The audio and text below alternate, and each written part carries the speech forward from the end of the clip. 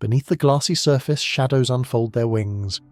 They do not swim, they glide like silk pulled through water. No sound, only the slow rhythm of the sea inhaling and exhaling. In the dim blue light, electric hearts beat beneath skin as soft as dusk. Here, danger hums in beauty's disguise. A sting, a spark, a quiet dance. Tonight, let the ocean breathe for you. Close your eyes and follow the rays, the silent angels of the deep, as they rise, fall and disappear into the sleeping sand. Beneath the slow, rolling currents of the Mediterranean, there drifts a creature that looks more like a thought than an animal. Round, calm and deliberate. The electric ray, Torpedo Marmorata, moves as though time itself has slowed to match its pulse. Its body is a perfect circle, flat and soft as a sigh, with skin marbled in muted shades of brown and grey. Two small eyes rise gently from the surface, half closed, as if they too are meditating on the silence of the sea. It does not chase, it waits. Hidden within the soft architecture of its body lie two organs, one on each side of the head, that store and release electricity. These organs are stacks of thousands of microscopic plates, each capable of generating a tiny charge. When the ray wishes, those charges align and the sea trembles. In an instant, the creature transforms from stillness to storm, a pulse, 200 volts of ocean-borne electricity, enough to stun a crab, enough to send a curious diver reeling, and then, as quickly as it came, the current fades. The ray drifts again, an unbroken circle resting on the seabed as if nothing had happened. Its face is expressionless, not cruel, not kind, only ancient. Thousands of years ago, the Romans knew of this animal. They called it torpedo, from torpere, to be numb. When philosophers suffered migraines, they placed the creature upon their foreheads, letting its charge ripple through skin and skull. A treatment born from thunder, pain meeting electricity, and both dissolving into numbness. From that word, torpedo, came the modern name for weapons that strike unseen beneath the waves. Humanity borrowed both the power and the poetry of this fish. The name endured longer than any empire. Yet for the ray itself, none of this matters. It knows only the pulse. When it hunts, it hides under a thin veil of sand, eyes just peeking out. A small fish drifts close, too close. The ray waits until the perfect fraction of a second, when movement, distance and instinct align. A flick of muscle, and the ocean fills with invisible fire. The fish stiffens, then falls limp. The ray slides forward, wings folding around the prize like silk closing around a pearl. It eats slowly. There is no frenzy, no chase. Only the quiet satisfaction of energy reclaimed. What makes it mesmerizing is not the electricity itself, but the contrast. How violence can be wrapped in peace. It lies in the sand for hours, unmoving, like a discarded shield from a forgotten war. Its pulse is steady, its breathing slow. Around it, small waves of sand rise and fall like dunes under wind. Even its predators hesitate. To touch it is to risk the lightning of the sea. Scientists studying Torpedo Marmorata discovered that its electric organs are controlled by nerves that function almost like musical notes. Each signal is timed, layered, and coordinated with astonishing precision, a biological symphony of charge and release. Every jolt is not random, it is a decision, and yet, for all its strange power, it is fragile. Pollution clouds its hunting grounds. Trawlers scrape the seafloor where it once rested undisturbed. Even the smallest vibration of human machinery can drive it away. For a creature that lives by the rhythm of stillness, the noise of the modern sea must sound like a storm that never ends. At night, divers who have been lucky enough to see one describe it as something otherworldly. Its circular body glows faintly under their lights, as if reflecting stars that fell into the water. The sand shifts around its edges, creating halos. When it finally moves, the motion is hypnotic, wings rolling, rippling, almost tender. Then, a soft twitch, a shimmer of electricity, and it vanishes into the dark. If you could hear it, really hear it, you might not think of shock or pain. You would hear the hum of balance, the conversation between body and current, between rest and release. In the ocean, even electricity has its own form of silence. The electric ray is a paradox that floats, a circle of peace armed with thunder, a healer that numbs through pain, a ghost that teaches stillness by the way it waits. When you imagine it now, resting at the bottom, half buried in sand, let yourself feel that rhythm. The slow inhale, the slow exhale, the gathering of charge, not to harm but to be ready. Like the sea itself, it can be gentle for years and violent for seconds, and then gentle again. Some nights, when fishermen pull their nets and feel a brief shock through their hands, they do not curse. They whisper, almost respectfully, "Torpedo." Because even in this modern world of metal and light, something ancient still hums beneath the surface. A memory of when power was quiet, when energy came not from engines, but from organs made of flesh and patience. When the ocean still taught us, gently, that strength does not need noise. The electric ray glides away, its pulse fading into the rhythm of your breath. The sea returns to calm, and the world for a moment hums in perfect balance. The seafloor is not empty, it breathes. If you lie still enough, the sand itself seems alive. Tiny bubbles rise where buried shells exhale, and between the ripples of the seabed something stirs. A slow, deliberate undulation. It is not the wind, it is a stingray waking. The Daciatis pastinaka, the common stingray, wears the shape of calmness. Its body is wide and flat like a pair of wings pressed into sand, the colour of dusk before night arrives. Its eyes sit on the top of its head, small and golden, while its mouth, nostrils and gills hide beneath. The quiet machinery of survival. Everything about it is built to disappear. It does not want to be seen. The stingray's greatest art is invisibility. When it settles on the seabed, it flicks the edges of its wings, stirring up a soft cloud of dust, then lies completely still. Within seconds the sand falls back, erasing all trace of movement. Only 2 faint bumps remain, the eyes, like twin moons rising from a desert of gold. But that piece is deceptive, for hidden beneath the long, tapering tail lies its secret, a serrated spine coated in venom, sharp enough to pierce bone. It is not a weapon of conquest, but of warning, a sentence of defense written in pain. When stepped on, the stingray's tail lashes upward in an arc so fast it seems to split time. The spine drives deep and the venom burns through nerves like fire through cloth. It is agony designed to be remembered. Ancient sailors feared this creature not because it hunted them, it never did, but because it punished carelessness. In the quiet shallows where children play, the stingray lies waiting, not in ambush, but in habit. And sometimes, a bare foot finds what should have been left untouched. The sea remains calm, only the surface ripples, and beneath it, a sting of justice, neither cruel nor kind. Its venom contains compounds that paralyze and inflame, a chemistry of survival older than memory. For thousands of years it has kept balance, the reminder that even the gentlest sands hide danger. Nature speaks softly, but never without consequence. Yet beyond that sharp tail, the stingray is a creature of grace. Watch it move, and you will understand why ancient cultures called it the flying carpet of the sea. Its wings ripple in waves, folding and unfolding with liquid precision. It does not swim so much as float. The ocean becomes its sky. Each motion is deliberate, each curve measured.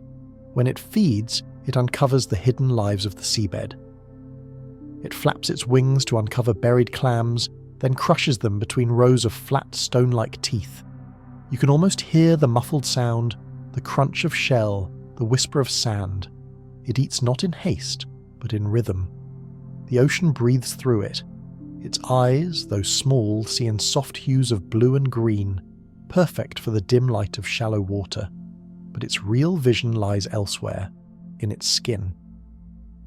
Along its underside are thousands of electroreceptors, sensitive to the faintest electrical pulse. The beating heart of a crab, the twitch of a worm beneath sand, all are felt as whispers of current. The stingray sees through electricity, tracing invisible maps of life around it. To us, it seems mystical. To the stingray, it is simply awareness, a quiet mastery of the unseen. In ancient art, the stingray's shape appears as a symbol of duality, beauty and danger, serenity and sudden wrath. Polynesian tattoos used its outline to mark balance between strength and peace. To carry the mark of the ray was to remind oneself, never strike first, but always be ready. Its movements are meditations. In aquariums, when lights dim and visitors leave, the stingrays continue their slow orbit like planets that forgot time. Caretakers say they can recognize faces, sometimes brushing gently against familiar hands. Their skin feels like wet velvet, smooth one way, rough the other, the ocean's fabric. And yet, behind that softness lies tension. Every moment of stillness is potential energy. Every glide holds the promise of defense. Even in sleep it listens, to vibrations, to currents, to the rhythm of what approaches. Its instincts are carved into its nerves like letters in coral. The stingray teaches patience in a world that celebrates noise. It reminds us that protection does not need aggression, that a warning can be elegant. Its sting, painful as it is a message. Respect the unseen. There is something deeply human in that. We too hide our weapons in silence. We too lash out only when cornered. Perhaps that is why, when divers see a stingray drift beneath them, they hold their breath, not from fear, but from reverence. They know that to be near it is to be inside a different rhythm of existence, one slower, more ancient, a rhythm where each beat of the heart could be mistaken for the tide, and somewhere in that silence the sea remembers every sting, every spark, every moment when stillness and survival became the same thing. On moonlit nights, when the water glows faintly silver, stingrays gather near sandbanks, their wings overlapping like pages in a book written without words. They rise and fall in unison, a choreography older than civilization. From above they look like shadows of birds flying beneath glass. If you could stand at the shore and see them, you might think the sea itself was dreaming of flight, of motion without effort, of the endless balance between danger and peace. And if you listen closely through the hush of waves and the whisper of sand, you might hear it, a faint hiss of water parting around a body perfectly shaped for silence. That is the language of the stingray, a warning written in grace, a song with no sound that still echoes in the mind. As it drifts away, the sand settles once more, and the seabed forgets it was ever disturbed. Only the faint trace of its passage remains, soon erased by the next wave. The sea keeps its secrets well. And among them, somewhere between beauty and pain, glides a shadow with wings. The ocean does not hold all of the sea's secrets. Some escaped inland, swimming up the veins of rivers until salt gave way to silt, and waves turned to silence. In these brown, slow-moving waters of the Mekong and Chao Phraya, where mud curls and fish whisper against the current, another kind of ray drifts, not a ghost of the sea, but a spirit of the river. Eurygymnus polylepes, the giant freshwater stingray, is a creature so vast and quiet that local fishermen call it Mae Nam's shadow, the mother of the river. To see one is to feel small, to feel the water itself grow aware of your heartbeat. Imagine a living blanket 4 meters wide, almost circular, like a great piece of the riverbed torn loose and set adrift.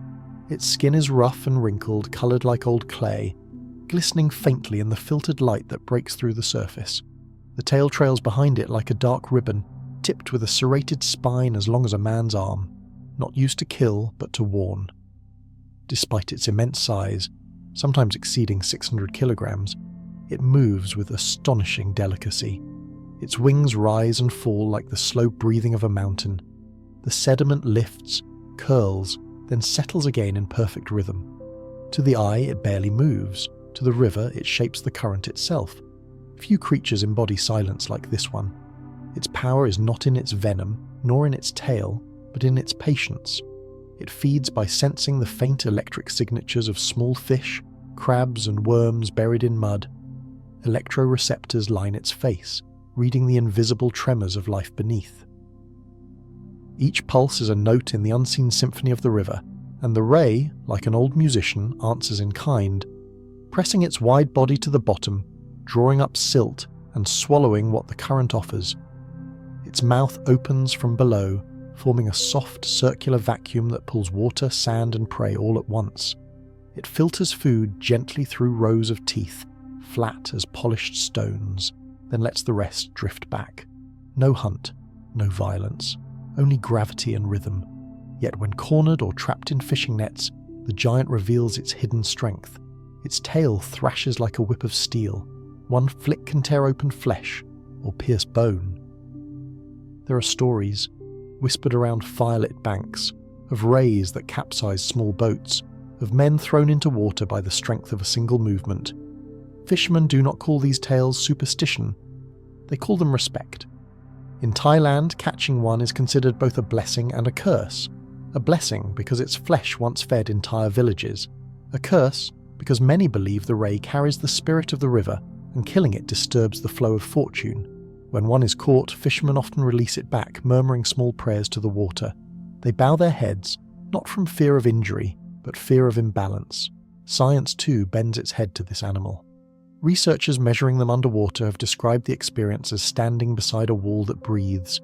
Even seasoned divers report a strange sense of calm in its presence. It does not flee or fight, it simply is. Its eyes, small, patient, unreadable, seem to contain the stillness of centuries. No one truly knows how many remain.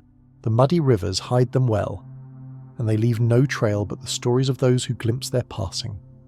Dams, pollution and overfishing have dimmed their world, yet sometimes, in rare seasons, one surfaces near a sandbank at dusk, its vast fin breaking the brown water like the rising moon. The villagers fall silent. Children stop playing. For a moment, the river seems to hold its breath. It is said that when a giant freshwater stingray surfaces, the water remembers something. The old age of the earth, when rivers were still part of the sea. In that moment, the past and the present flow together, and the creature becomes not an animal, but a bridge between worlds. Unlike its ocean cousins, it never sees coral or open skies. Its universe is dim and enclosed, the greenish dark where sunlight dissolves into silt. But within that darkness, it finds peace. It glides through forests of submerged roots, past drifting leaves, through clouds of plankton that glow faintly like dust in a cathedral. If you could follow it, if you could descend and match its rhythm, you would find serenity there. The slow undulation of its wings feels almost like breathing through another world. The current cools, the sound fades, and you would understand why it does not need to speak, to sting, or to run. It is a master of stillness. In some villages along the Mekong, mothers tell children not to disturb the river at night, for the shadow mother is resting. They say her body is made from the same clay that shapes their pots and homes, that her movements stir the dreams of fish and cool the rain. In their stories, she is not prey or predator, but protector, the ancient balance between life and silence.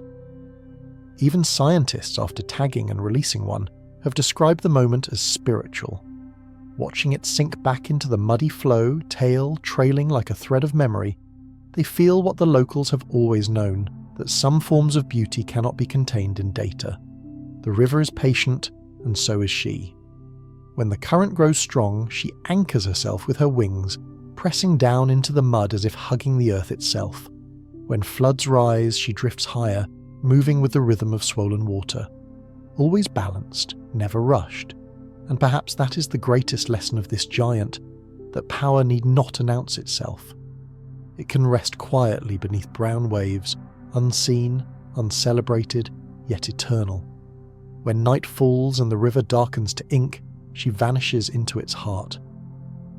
Only the faint outline of a wing remains beneath the surface like a thought that refuses to fade. The current hums softly around her. The world above sleeps, and somewhere below, the oldest spirit of the river keeps watch, breathing, glowing faintly, guarding the silence that keeps everything alive. There are creatures in the sea that do not crawl or stalk or hide, but fly. They do not obey the heaviness of water. They rise through it, as if it were air.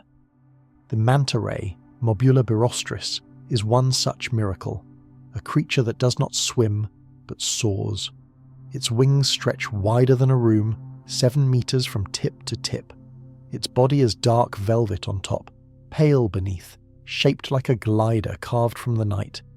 2 fins curl at the front of its head like horns, the cephalic lobes, guiding clouds of plankton toward the open mouth, which moves like the calm breath of the ocean itself. It is the largest of all rays, yet it feeds on the smallest things, the drifting dust of life. To see one underwater is to see serenity given form. It moves with no hurry, no hunger. Every beat of its wings is a heartbeat slowed to the rhythm of eternity. Divers who have met it often say the same thing. It looks at you, not through you, not past you, at you. Its eyes, dark and round as obsidian stones, seem to hold comprehension, not curiosity. And perhaps they do. The manta's brain is large, larger relative to its body size than that of any fish known. It recognizes individuals, it learns, it remembers. In experiments, it even recognizes itself in a mirror, a rare, almost human trait. That moment, when a manta turns to examine its own reflection, is when science itself seems to pause. A creature of water, understanding the idea of self. Its heart is enormous, pumping warm blood through the wide corridors of its wings. The beat echoes through the water like a slow drum. Boom, boom, boom. A sound so low it seems felt, not heard. Some divers swear they can feel it through their chests when the ray glides near, as though the ocean itself shares its pulse. When the day is bright and the current kind, mantas gather near reefs known as cleaning stations. Tiny wrasses and shrimp swim over their skin, eating parasites from their bodies. The mantas hover motionless, wings gently rising and falling, submitting themselves to the small, careful touch of other species. It is a ritual of trust, a communion between giant and minuscule, predator and caretaker, and when that is done, they rise. Suddenly, a manta will leap from the sea, a mountain of muscle and grace breaking the surface with a burst of silver spray. It twists mid-air, rolling once, twice, before returning with a soft slap that echoes for miles. No one knows exactly why they do it. Some say it is to shake off parasites, others think it is communication, a way to call to others across distance, but the truth feels deeper. Perhaps it is joy, perhaps it is freedom made visible. There is something celestial about their motion. When they swim together, dozens of them, the ocean seems to turn into sky. Their bodies overlap like drifting constellations, their shadows sliding across the sunlit sand below like clouds. A ballet with no audience except the watching fish and the patient sea.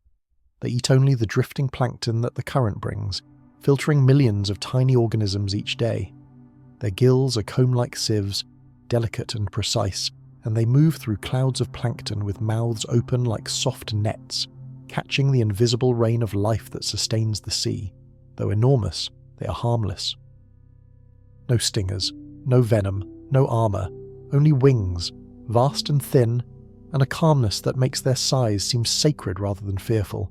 Sailors once called them devilfish, frightened by their silhouette, the horns, the vast dark shadow below the boat. But for those who have met them face to face, angel feels closer. When one passes above you, blotting out the sun for a heartbeat, you understand. Even darkness can be gentle. They live long lives, decades upon decades, travelling thousands of miles through open ocean. They are wanderers of the blue, born near coasts, raised in the deep, returning to coral havens to breed before drifting once more into the silence beyond sight. Yet even giants can be fragile. Entanglement in nets, plastic waste, pollution, and overfishing have all cut into their numbers. Their gills, once instruments of survival, are now harvested for folk medicine. In parts of Asia, mantas have been hunted not for meat, but for myth.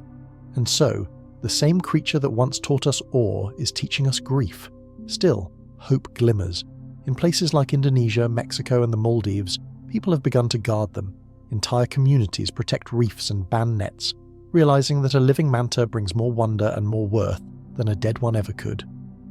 Divers from around the world now travel to swim beside them, not to conquer the sea, but to remember how to be still. At dusk in clear water, the world turns blue-grey. Light fades in ribbons through the surface, scattering like spilled silk. In that half-light, mantas appear, silent, colossal, moving in endless circles. Their undersides flash pale silver, their backs dark as ink. Each wing beat folds into the next like breath into breath. You could float among them for hours and lose all sense of time.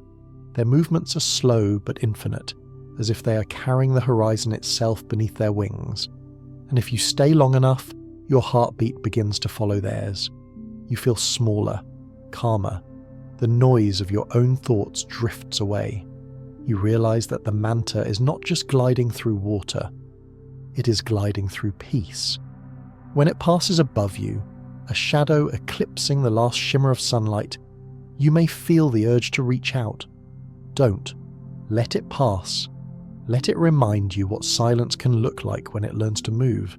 In the end, it disappears into the blue, not vanishing, but merging, its outline dissolving where light fades into dark. The manta ray leaves behind no ripple, no wake, no sound, only the impression that something vast and kind has just moved through you. And in that moment, the ocean feels infinite, and you, for the first time in a long while, feel perfectly, completely still. If the manta ray is the ocean's saint, then the devil ray is its shadowed twin, smaller, darker and faster, but born of the same grace. Its name, Mobula Mobula, carries a whisper of fear, a memory from sailors who once saw dark wings rising from beneath their boats and thought the sea itself was sprouting demons. They were wrong. The devil is not a beast of malice. It is only the sea, stretching its arms in another shape. The devil ray moves in the warm, salt-heavy waters of the Mediterranean and Eastern Atlantic. Its body is slimmer than the manta's, its wings sharper, slicing the currents like blades of light. Two cephalic fins unfurl from its head, curled horns soft and flexible, steering food into its mouth. They give the creature its name, devil, though they are instruments of nourishment, not harm. In truth, there is nothing evil about it, only a strange kind of beauty born from misunderstanding. When you see a devil ray glide, you might think of a black sail carried by invisible wind. Its skin glows deep indigo under sunlight, the edges of its wings rimmed in silver like moonlight caught on glass. Its underside is pale, almost white, a quiet echo of the sky above. When it rolls, it looks like night turning into day, over and over, forever. Unlike most rays that dwell close to the seabed, the devil ray lives in open water. It is a pelagic traveller, following the invisible highways of plankton and krill that drift across oceans. It does not crawl. It belongs to the upper blue, the moving air of the sea. In groups of dozens, sometimes hundreds, they gather near the surface, their wings flashing as they turn. From above, they look like a field of black petals floating in sunlight. From below, they are stars, moving constellations of shadow and light, and then, in one heartbeat, they rise. Without warning, one devil ray bursts from the surface, a smooth arc of black muscle lifting into the air, then another and another. For a few seconds, the sea becomes a storm of flying shapes, hundreds of them, leaping, spinning, falling. The sound of their bodies slapping the water echoes across the waves like applause from the deep. Scientists still argue why they do this, to shake off parasites, to court, to communicate, or simply to feel what it's like to fly. Whatever the reason, it is mesmerizing, a rare glimpse of joy in motion. The ocean, for once, seems to be laughing. The devil ray's life is one of patience. It feeds slowly, moving with mouth open, filtering clouds of microscopic life through the delicate mesh of its gills. It takes what the water offers, nothing more. It spends its days between sunlight and shadow, its nights in the deeper blue, where light turns to memory. But for all its gentleness, it is still hunted by noise. The hum of propellers, the drag of fishing nets, the rising acid of the modern sea. Unlike sharks or predators, the devil ray has no armour, no speed that can truly outrun steel. Its defence is distance. When boats approach, it sinks, disappearing into the darker layers where even light grows tired. There, it finds silence again. When it gives birth, for yes, the devil ray bears live young, something extraordinary happens. The mothers do not scatter. They form a loose circle, their bodies overlapping like shields, guarding the newborn as it unfurls its wings for the first time. The scene is hushed, almost sacred. The river of life continues, uninterrupted beneath the same waves that have carried their ancestors for millions of years. A baby devil ray is born folded, its wings curled tightly against its body like hands in prayer. As it rises into open water, those wings spread out, trembling once, then again, and suddenly it knows how to fly. No teaching, no learning, only instinct, the ancient memory of motion written into its bones. Divers who have witnessed this call it a silent choir. The rays move together afterward, circling slowly, protecting the new life until it joins the rhythm of the group. No noise, no chaos, only the soft echo of wings and the shimmering trail of bubbles that follow them. At dusk, when the surface glows red with the sun's last fire, the devil rays descend. Their dark bodies vanish into gold, then copper, then shadow. From a distance, they look like embers falling into water. Some say this is how the myth of sea devils began, flames diving into the deep. But if you listen closely, the truth feels softer. There is no malice in their leap, no violence in their fall, only rhythm. They are part of the ocean's breathing, the inhale of flight, the exhale of descent. In mythology, every devil once had an angel's name. Perhaps then, this creature is what remains when both sides meet, grace with edges, light with depth. The devil ray reminds us that appearances deceive, that horns can belong to protectors, and that what seems fearsome may only be misunderstood beauty. Imagine it now, moving through twilight water, wings curving like calligraphy, tracing letters no human can read. Around it, schools of small fish glimmer like sparks, gathering in the soft updrafts of its movement. Every turn writes a sentence of calm. Every leap erases one more superstition. And when it disappears beneath the last glimmer of daylight, what remains is not fear, but awe. The sea grows quiet. The sky turns indigo. And somewhere below, a dark angel folds its wings and drifts into the waiting dark. Not fallen, not risen, just free. There are moments in the sea when you no longer know if you're watching a creature or a memory of the sky. The Etobatus narinari, the spotted eagle ray, is one such apparition. It glides through shallow turquoise water with wings so wide, so deliberate, that you could mistake it for a constellation that forgot it belonged to the night. Its back is black-blue, scattered with bright white spots, stars across a midnight sky. Its underside is pale, like the glow of the moon diffused through thin clouds. When it moves, the ocean seems to shimmer, as if light itself had learned to breathe underwater. The eagle ray carries the dignity of a bird that has traded air for water. Its wings do not flap but sweep, slow, powerful arcs that propel it forward with an elegance no machine could imitate. It does not swim in straight lines. It glides in spirals, in curves, in slow dances that trace invisible geometry across the seabed. Every turn seems choreographed by the tide itself, and beneath that grace lies a story written in bone. Its body, thin and flexible, is built for silence, but its jaw, hidden beneath that delicate form, holds a secret. Rows of flat, heavy teeth fuse together into a crushing plate. When it finds a buried clam or crab, the eagle ray dives down, stirs the sand with the tips of its wings, and uses those powerful jaws to crush shells with the ease of a closing hand. You can almost hear the soft crack, the muffled echo of stone breaking beneath stone. Its eyes remain calm as it eats. Nothing about its movement betrays violence. Even destruction in its world is rhythmic. The fragments of shell sink back into the sand and the ocean absorbs them, turning hunger into harmony. Unlike its oceanic cousins, the eagle ray lives close to shore. Coral lagoons, sandy shallows, and reefs where sunlight still ripples through. It is a daylight traveller, often gliding alone or in small groups that move like a fleet of silent ships. When they pass, the water hums with the faintest sound, the vibration of muscle and memory. Sometimes they leap. Without warning, a ray will rise straight from the water, like a star reborn. It arcs through the air, body twisting, droplets scattering like meteors around it. For a second, it is neither fish nor bird. It is motion itself. Then it lands with a soft thunder, sending rings across the surface as if the sea were applauding.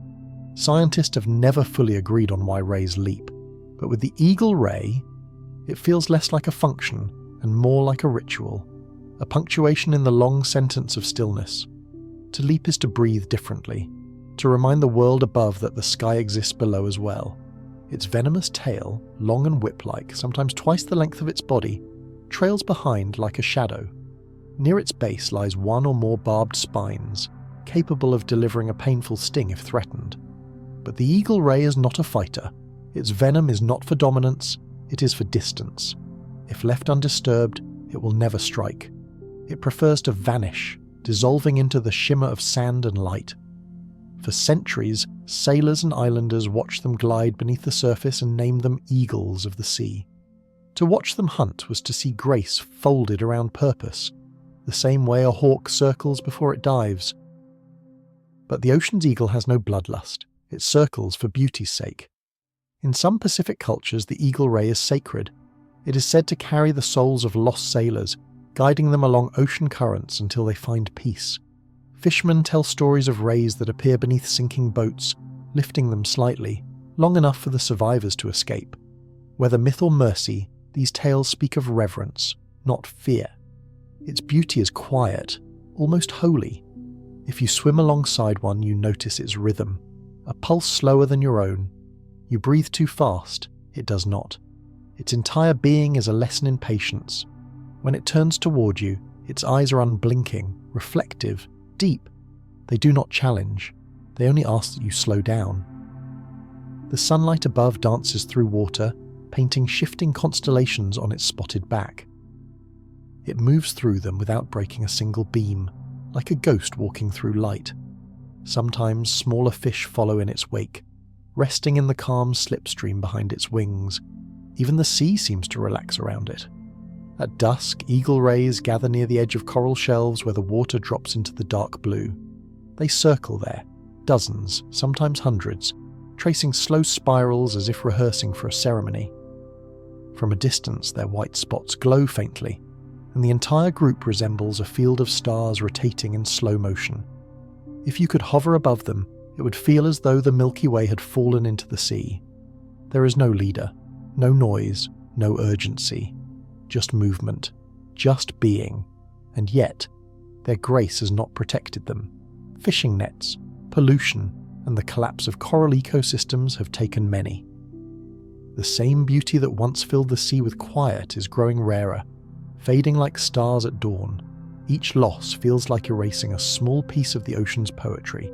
Still, they endure, not through strength, but through rhythm. They return to the same waters year after year, guided by instinct and memory older than any charted map. Each new generation learns the same paths: the shallow sands, the warm currents, the soft ridges where food and light intertwine. When you see one glide past, remember that you're watching time itself, a pattern repeated for millions of years without pause. Each flick of its wings writes the same sentence again, that life in its quietest forms is still flight. As the ray drifts away, its body becomes a blur of silver dots fading into blue. The sea closes behind it, smooth and undisturbed, as if it had never passed. But for a moment you feel something. The air seems softer. Your breath falls into sync with the tide, and you realize that the eagle ray has not vanished. It has taught you how to move like water. When the night comes, its stars do not disappear. They only dive deeper, waiting for morning to rise again. The southern oceans are not kind. Here, where the Tasman and the Cape waters meet, the sea has the colour of smoke and the mood of iron. Beneath its rolling grey-blue surface, where kelp sways like ghostly banners and the light fades too quickly, a great shadow rests. It does not shimmer. It does not glide like silk. It looms.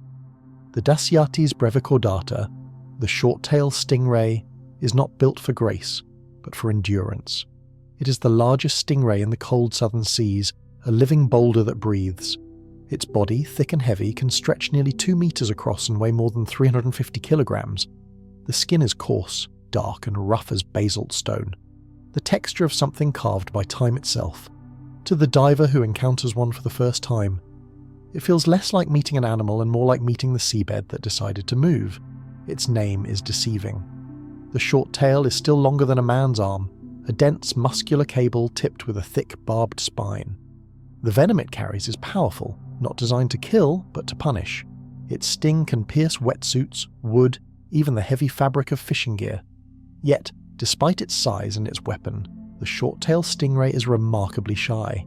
It attacks only when pressed too close, when its stillness is mistaken for safety.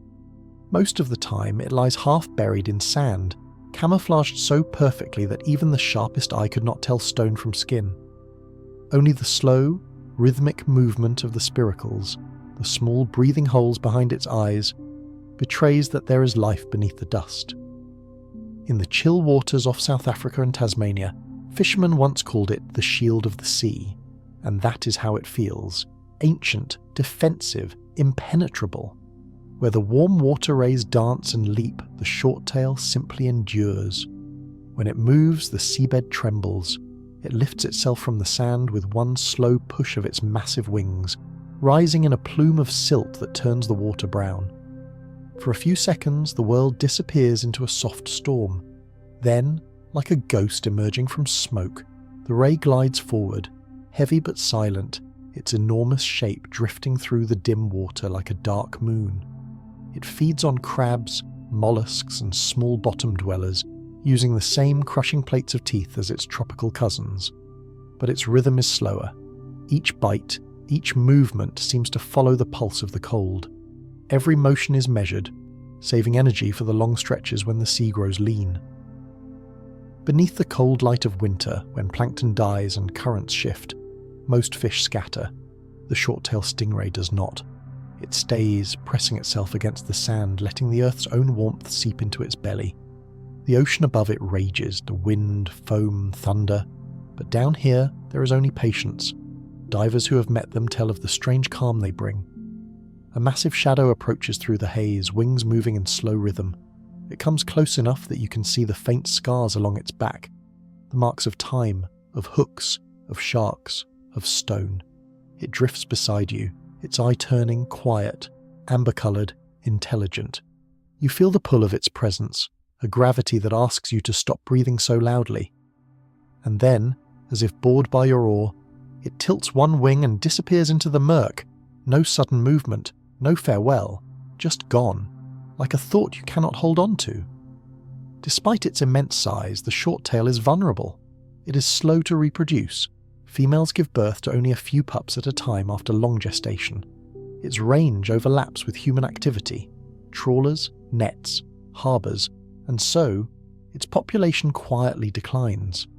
There are no great campaigns for it, no posters or documentaries. The short tail's tragedy is anonymity. The world rarely mourns what it never sees, but the locals remember. Off the coast of New Zealand, old fishermen tell stories of days when the rays were so many that their fins broke the surface like dark sails. They called them ghost shields, believing they brought calm seas before storms. And when one was caught by accident, they would lower it back into the water gently, saying a few quiet words, not prayers exactly, but apologies. In the mythology of the cold ocean, the short-tailed stingray is not a villain or a hero. It is something older, a reminder that strength can be silent, that endurance itself is sacred. Watch it long enough, and you'll notice how it moves with gravity, not against it. Its wings do not fight the weight of water, they cooperate. Every curve of its body, every beat of muscle accepts pressure as a partner, not an enemy. There is a lesson there, one humans often forget. In the deeper parts of its range, where light barely filters through, the ray becomes almost invisible. The only sign of it is the faint cloud of disturbed sand rising then settling. The sea takes back every mark it makes. Nothing is wasted, nothing is permanent. If you could touch its skin, though few ever should, it would feel like cold leather stretched over stone, but beneath that armour is blood, slow and warm, moving with the rhythm of survival. It has known this world far longer than we have. It has watched continents drift and glaciers carve new oceans. It has endured every storm by doing the simplest, hardest thing, staying still. When the world above rages, the ray teaches stillness. When the currents roar, it teaches wait. And when the sea grows empty, it teaches patience. In its shadow, everything slows down. Even time seems to move differently. The water thickens, the noise fades, and you begin to hear your own pulse, the way it sinks unconsciously. with the slow beat of the creature beside you. Perhaps that is its true gift. Not its venom, not its strength, but its ability to pull others into its rhythm, to remind even the restless that survival sometimes means surrender. As it glides into the dark, the light behind it softens, then vanishes. The seabed looks empty again, but it isn't. It's just resting. The sea's oldest shield folded into sleep. The water grows still. The current sighs. And somewhere in the cold distance, a mountain of muscle and memory moves one wing, just enough to remind the ocean that endurance too is a kind of grace. In the heat of the Persian Gulf, where water meets desert and salt gathers like frost on the shore, there lives a creature that carries storms in silence. It has no roar, no teeth for tearing, no speed to chase, yet inside its body hums a secret older than thunder itself. The torpedo sinus persicii, the electric marbled ray, drifts low along the seafloor, a living paradox, slow, soft, and filled with lightning. Its round, flat body is patterned in marbled swirls of brown and amber like wet stone lit by candlelight. Its skin looks calm, but beneath it power coils like a held breath. It moves with the grace of a falling leaf, barely stirring the sand beneath. Two small eyes, golden and still, break the surface of the silt. Everything else is hidden, except for the faint shimmer along its edges. The way light ripples strangely over its body. It's not reflection, it's potential. Inside this gentle form lie two electric organs, biological batteries made of stacked cells called electrocytes. Each cell is small, producing only a whisper of voltage, but together thousands align in perfect order. When the ray decides, all those tiny whispers speak at once. A single discharge can reach up to 200 volts, enough to stun a predator or drop a fish mid-swim. But the beauty of torpedo sinus persicii lies not in its weapon, but in its restraint. It does not shock constantly. It waits, listening. Through electroreceptors scattered across its face, it feels the sea around it, the pulse of nearby hearts, the faint buzz of nerves from prey hidden in the sand. To the electric ray, the ocean is not silent. It is full of invisible sound, a world made of currents and signals that never stop humming. It feeds by ambush, though attack seems too harsh a word for something so calm. It waits buried in fine sand, its circular outline erased except for two small eyes. When a crab scuttles too near, the ray's muscles flex in a single, controlled tremor.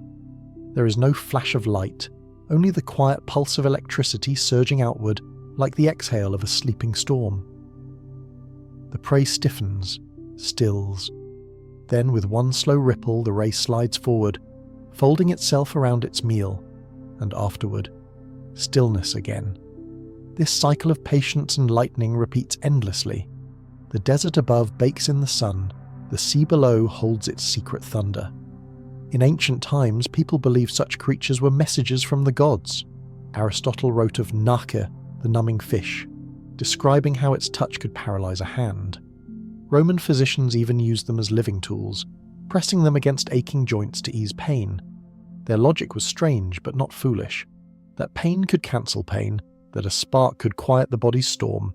To hold one was to hold power directly from the sea, raw, untamed, and humbling. Even now, scientists study the electric marbled ray not for its danger, but for its mystery. The nerves that control its electric discharge are among the most precisely timed in nature. Each signal fires in perfect synchronization, down to thousandths of a second. One tiny delay, one misfired cell, and the charge would collapse into chaos. Yet it never does. Its electricity is not violence, it is orchestration. Imagine standing on a beach at night, when a dry wind passes over your skin and your hair lifts slightly from static.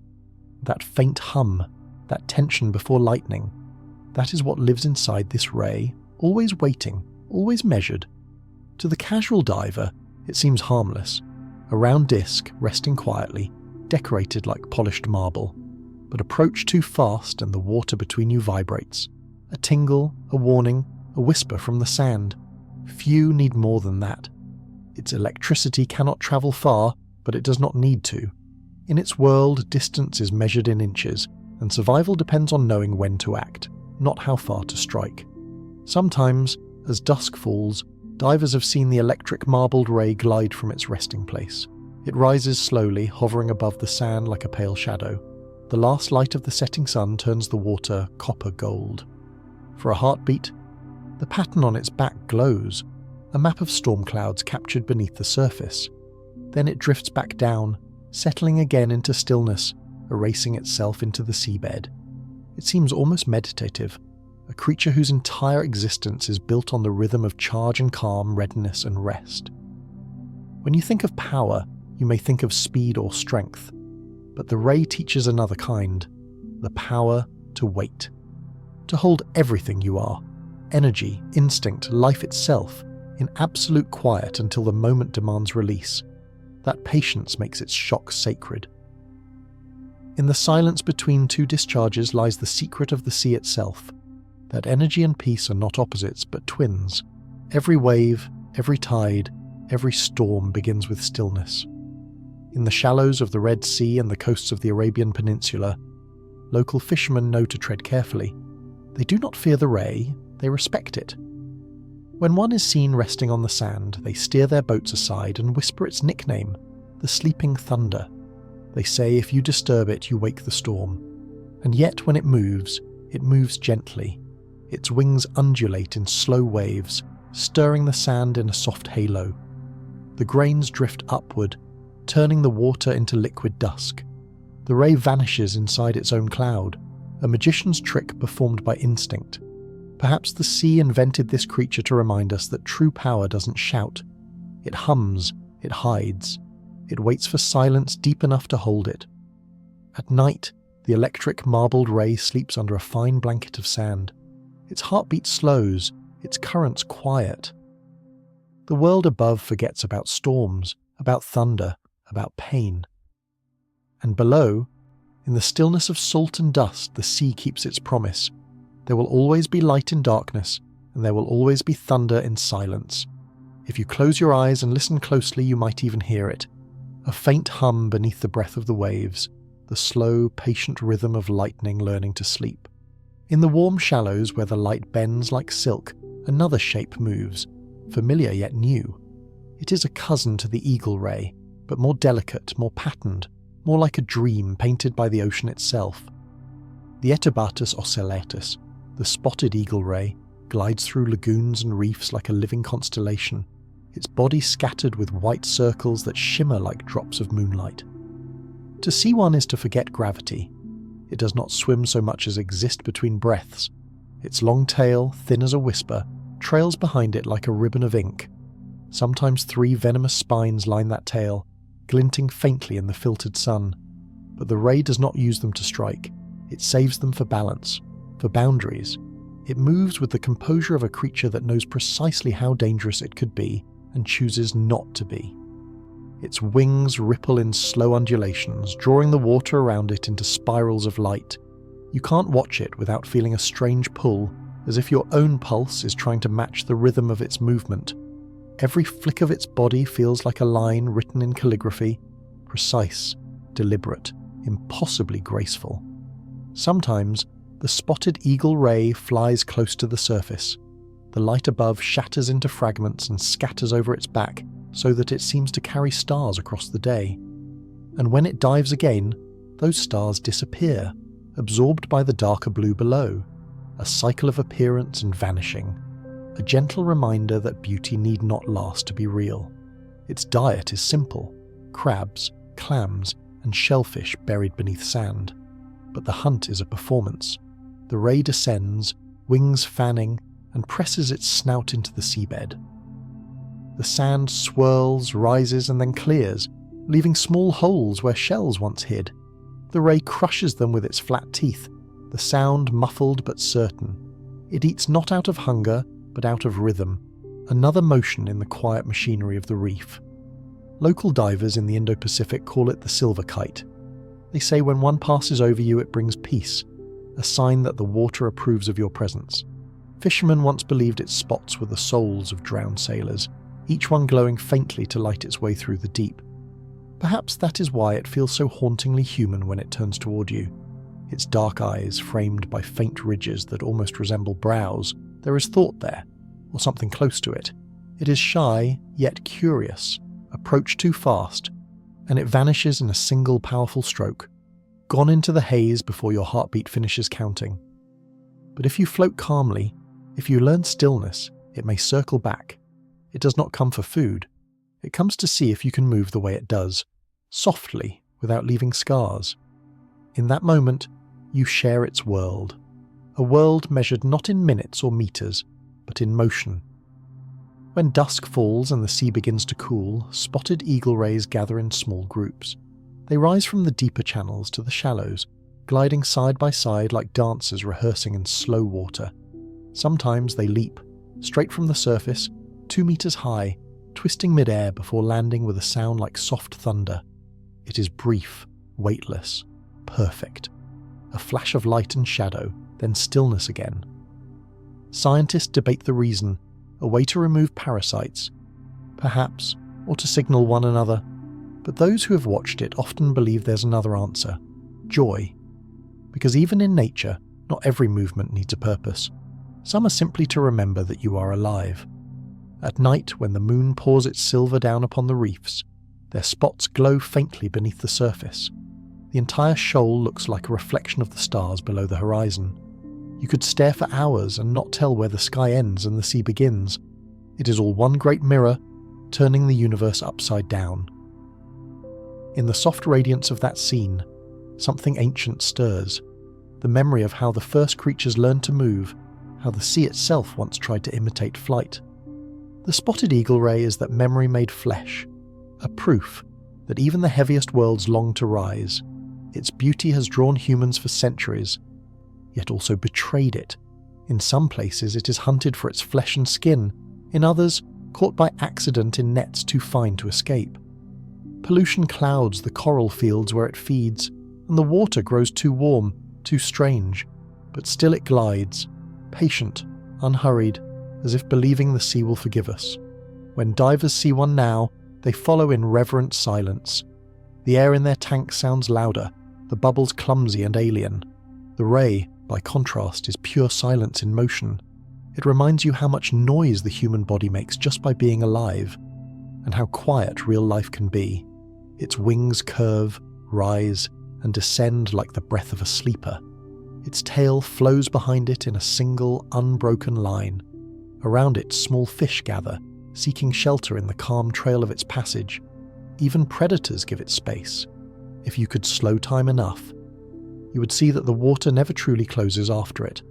The current it leaves behind keeps turning, a soft echo of its flight. Every motion writes a signature into the sea that lingers long after the body has passed. And maybe that is its greatest gift, not beauty itself, but continuity. The reminder that everything graceful leaves traces unseen, small ripples that outlast their maker. When the spotted eagle ray disappears into the deep, the sea does not return to silence immediately. The light still dances where it passed. The sand still drifts from where it fed. The memory of motion hangs like perfume on water. If you listen carefully, you can almost hear it. The faint hum of wings under the waves, the sound of the sea dreaming of the sky.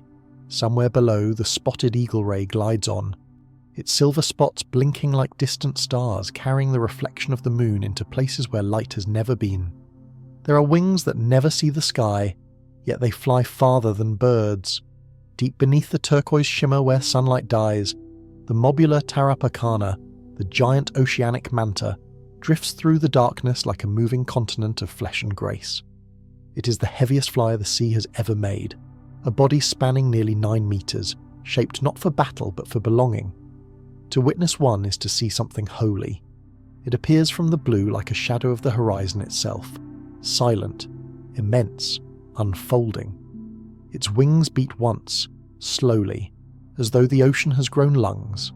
Around it the water moves differently, slower, more reverent. Even predators yield to its passing.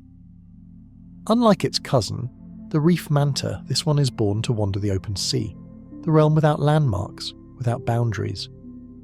It glides through currents that cross entire oceans, from the equatorial sun to the cold hum of the abyss, diving deeper than any other ray known to science, sometimes to depths beyond 1,500 meters, where the light fades into memory. Down there, in the pressure and blue-black silence, its body seems to glow faintly. The skin along its back carries pigments that reflect the smallest particles of light, turning it into something between a shadow and a lantern. To fish that live in darkness, the manta's arrival must look like the descent of a moving sky. Its journey is one of pilgrimage. It travels alone most of the year, crossing empty miles where nothing breaks the monotony but the rise and fall of waves above. Yet somehow it always finds its way to the same sacred places, coral ridges and seamounts where cleaner fish gather. These are the cleaning stations, temples of mutual trust. When a giant manta arrives, the reef grows still. It approaches slowly, hovering above the coral like a zeppelin, wings tilting slightly to stay balanced. Tiny wrasses and butterfly fish swim up fearless and begin their delicate work, nibbling away parasites, polishing gills, tending wounds. For minutes, sometimes hours, the manta remains motionless, submitting to the touch of creatures 1,000 times smaller. In that stillness there is something beyond biology, a calm so deep it feels like reverence. The sea becomes a cathedral, and the manta its quiet priest. It breathes through gills that open like long soft fans beneath its body. Each inhale is the sound of the ocean itself being drawn in, filtered, renewed. Its eyes, large and reflective, move gently, scanning not for danger but for company. Divers who have met its gaze describe a feeling that is difficult to name, part recognition, part surrender. The manta's brain, among the largest of all fish, gives it emotions scientists hesitate to describe. But it is there. Curiosity, memory, maybe even affection. It will circle familiar divers, approach slowly, hover close enough that the water between feels charged, as if the ocean itself is aware of being seen, and then it drifts away again, into the dark, leaving only bubbles and awe behind. Its migration routes stretch thousands of miles, yet it never hurries. It moves at the pace of patience, the same pace as tides, as the turning of planets. Everything about it teaches slowness, composure, the art of being immense without being loud. At night, when plankton rise in glowing clouds, the manta ascends from the deep to feed. It opens its enormous mouth, bordered by two curved cephalic fins that roll and unroll like the petals of a flower. Water flows through its gills, carrying with it billions of tiny sparks of life. The manta turns in loops, tracing wide circles through the glowing soup, leaving spirals of bioluminescence behind. To those lucky enough to see it, the scene looks impossible, as though galaxies were blooming underwater. But feeding is not frenzy. It is a dance. Its every motion seems deliberate, choreographed by the invisible hands of the current. Even the smallest turn has grace. It never wastes energy. It simply adjusts to what the sea gives. Some cultures once believed that giant mantas carried the spirits of lost sailors, ferrying them across the underworld of the ocean. Others thought they were sea angels, guardians of coral gates. Their vast winged silhouettes gliding through shafts of light gave rise to legends of divine messengers beneath the waves, and perhaps they are, because when one passes above you, blocking the sun in a slow, wide eclipse, something inside you quiets. The noise of thought fades. The world seems vast and ancient and merciful, yet even the angel of the abyss is fragile. Nets that drift for miles, ghost lines from abandoned boats, the hum of engines that never rest. All these have wounded its world. Plastic wraps its feeding grounds. Sonar deafens its navigation.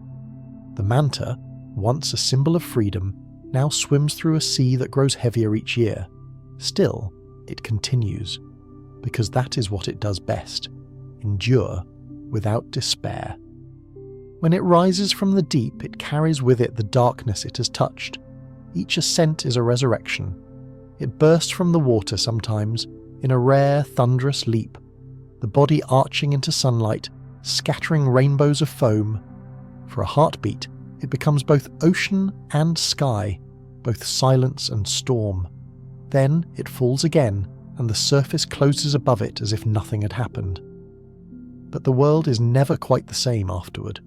Those who study it say the manta is more than an animal. It is an ecosystem in motion. Barnacles cling to its skin, small fish follow its wake, plankton bloom in the turbulence of its passage. It carries life with it, even as it moves through emptiness. To drift behind one is to understand the sea's oldest secret, that power and gentleness can live in the same breath. As it disappears into the deep, its wings fold slightly, like a curtain closing over a scene too beautiful to last. The light fades, the water cools, and what remains is only motion, slow, eternal, unstoppable. Down there, beyond sight, the manta glides between layers of blue so dark they seem infinite. Its heartbeat echoes once more through the abyss, a deep and patient rhythm that sounds like time itself breathing. And above, far beyond the waves, the stars turn, mirroring the pattern of its flight, the same slow spiral, the same silent grace. Because whether in water or in sky, angels always find a way to keep flying. There is a place in the ocean where light no longer exists. The colour blue dissolves first, then green, then everything else, until only darkness remains, heavy and endless. At those depths, where pressure crushes metal and silence grows thick as glass, few things can move, and yet something does. A shadow drifts there, wide, round, unhurried, as if it has all the time in the world. Plesiobatis darvesi, the deep-water stingray, is one of the rarest and most mysterious of its kind. Scientists know little of its life, for it lives where machines falter and divers cannot follow. It is a presence felt more than seen, a slow pulse in the dark, a breath under the world. Its body can stretch over 2 meters across, but the darkness makes it seem infinite. Its skin is smooth, grey-brown, faintly luminous, not from light, but from reflection, like wet slate catching a memory of the sun. Its tail is long and thin, tapering to nothing, carrying no venomous barb. It does not need one. Down here there is no chase, no conflict, only endurance. Its wings move slowly, a rhythm as patient as the turning of tides. Each motion lifts silt into gentle clouds that drift like smoke through the water. The ray does not fight the weight pressing down on it. It moves with it. Every rise and fall is an act of acceptance. It breathes differently here. In the crushing cold, oxygen is scarce. Its heart beats only a few times per minute. Slow, deliberate, economical. 8 breaths every 60 seconds. It is enough. Its gills open wide, pulling in the thin, heavy water, filtering life from emptiness. It has learned the art of surviving where nothing else can. No bright coral gardens surround it. No dancing fish. No sound but the low hum of distant tectonic movement. The planet itself breathing. And within that silence, this stingray drifts, like a thought too heavy to rise. It feeds quietly. Small crustaceans, worms, and fish that wander too near are caught not by chase, but by gravity. The ray glides over them, its mouth opening beneath its body, creating a small vacuum. The sea floor stirs, sand and prey vanish upward in one soft motion. The ray closes its mouth, filters the meal from the dust, and releases the rest. Every action is soft, deliberate, efficient. In the deep there is no space for waste. If you could hover beside it, you would not hear anything. You would feel it, a low vibration through the water, a slow rhythm that matches your pulse if you let it. You would notice how the light from your submersible fades quickly on its skin, as though absorbed by its calm. The deepwater stingray does not shine. It erases. It invites darkness closer, folding it like fabric around itself until it becomes indistinguishable from the sea. Its eyes are small but capable, tuned not to see colour but contrast.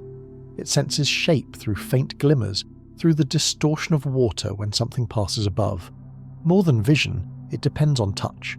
The subtle pressure changes along its body, the electric whispers of hidden life. To it, the ocean is not dark, it is simply textured. In some ways, this ray feels like an echo of an earlier Earth, when all life was slow and soft, when survival was about blending, not breaking. In the fossil record, its ancestors appear millions of years ago, before mammals, before trees, before even coral. The deepwater stingray is time-made flesh, a memory of a planet that once belonged entirely to the sea. Its solitude is not sadness, it is design. It does not need others to survive.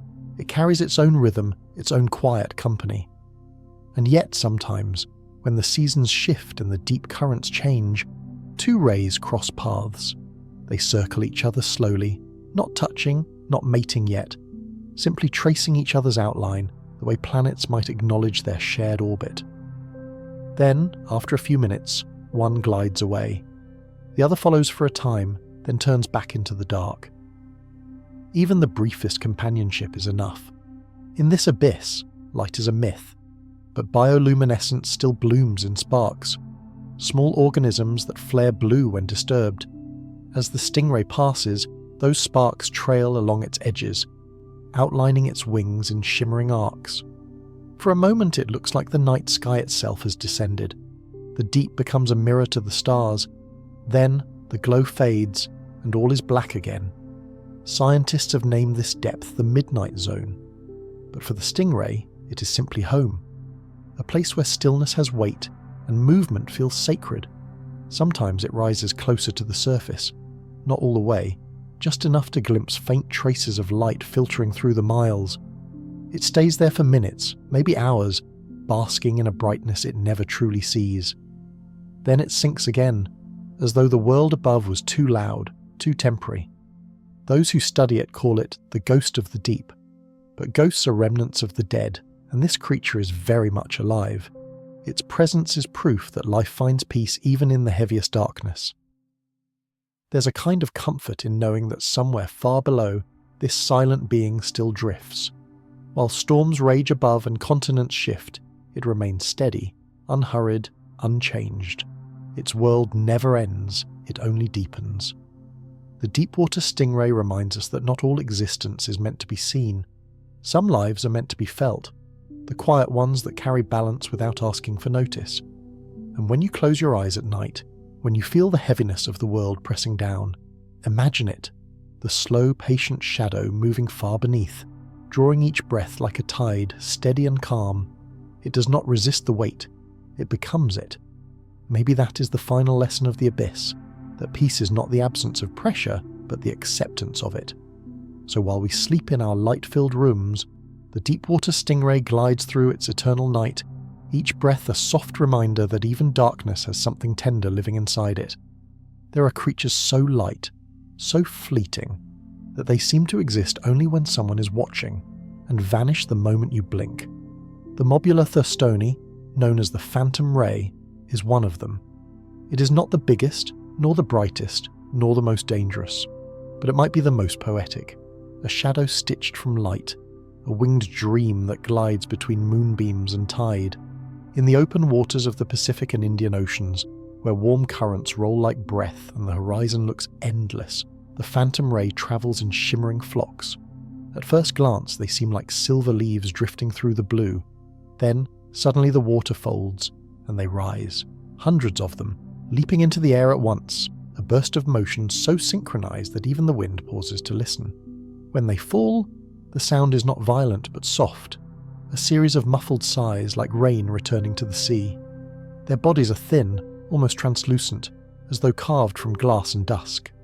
The skin is smooth, faintly iridescent, catching sunlight in shades of violet and pearl. When they swim in shallow water at night, their wings flash reflections of the moon, turning the ocean's surface into a trembling mirror.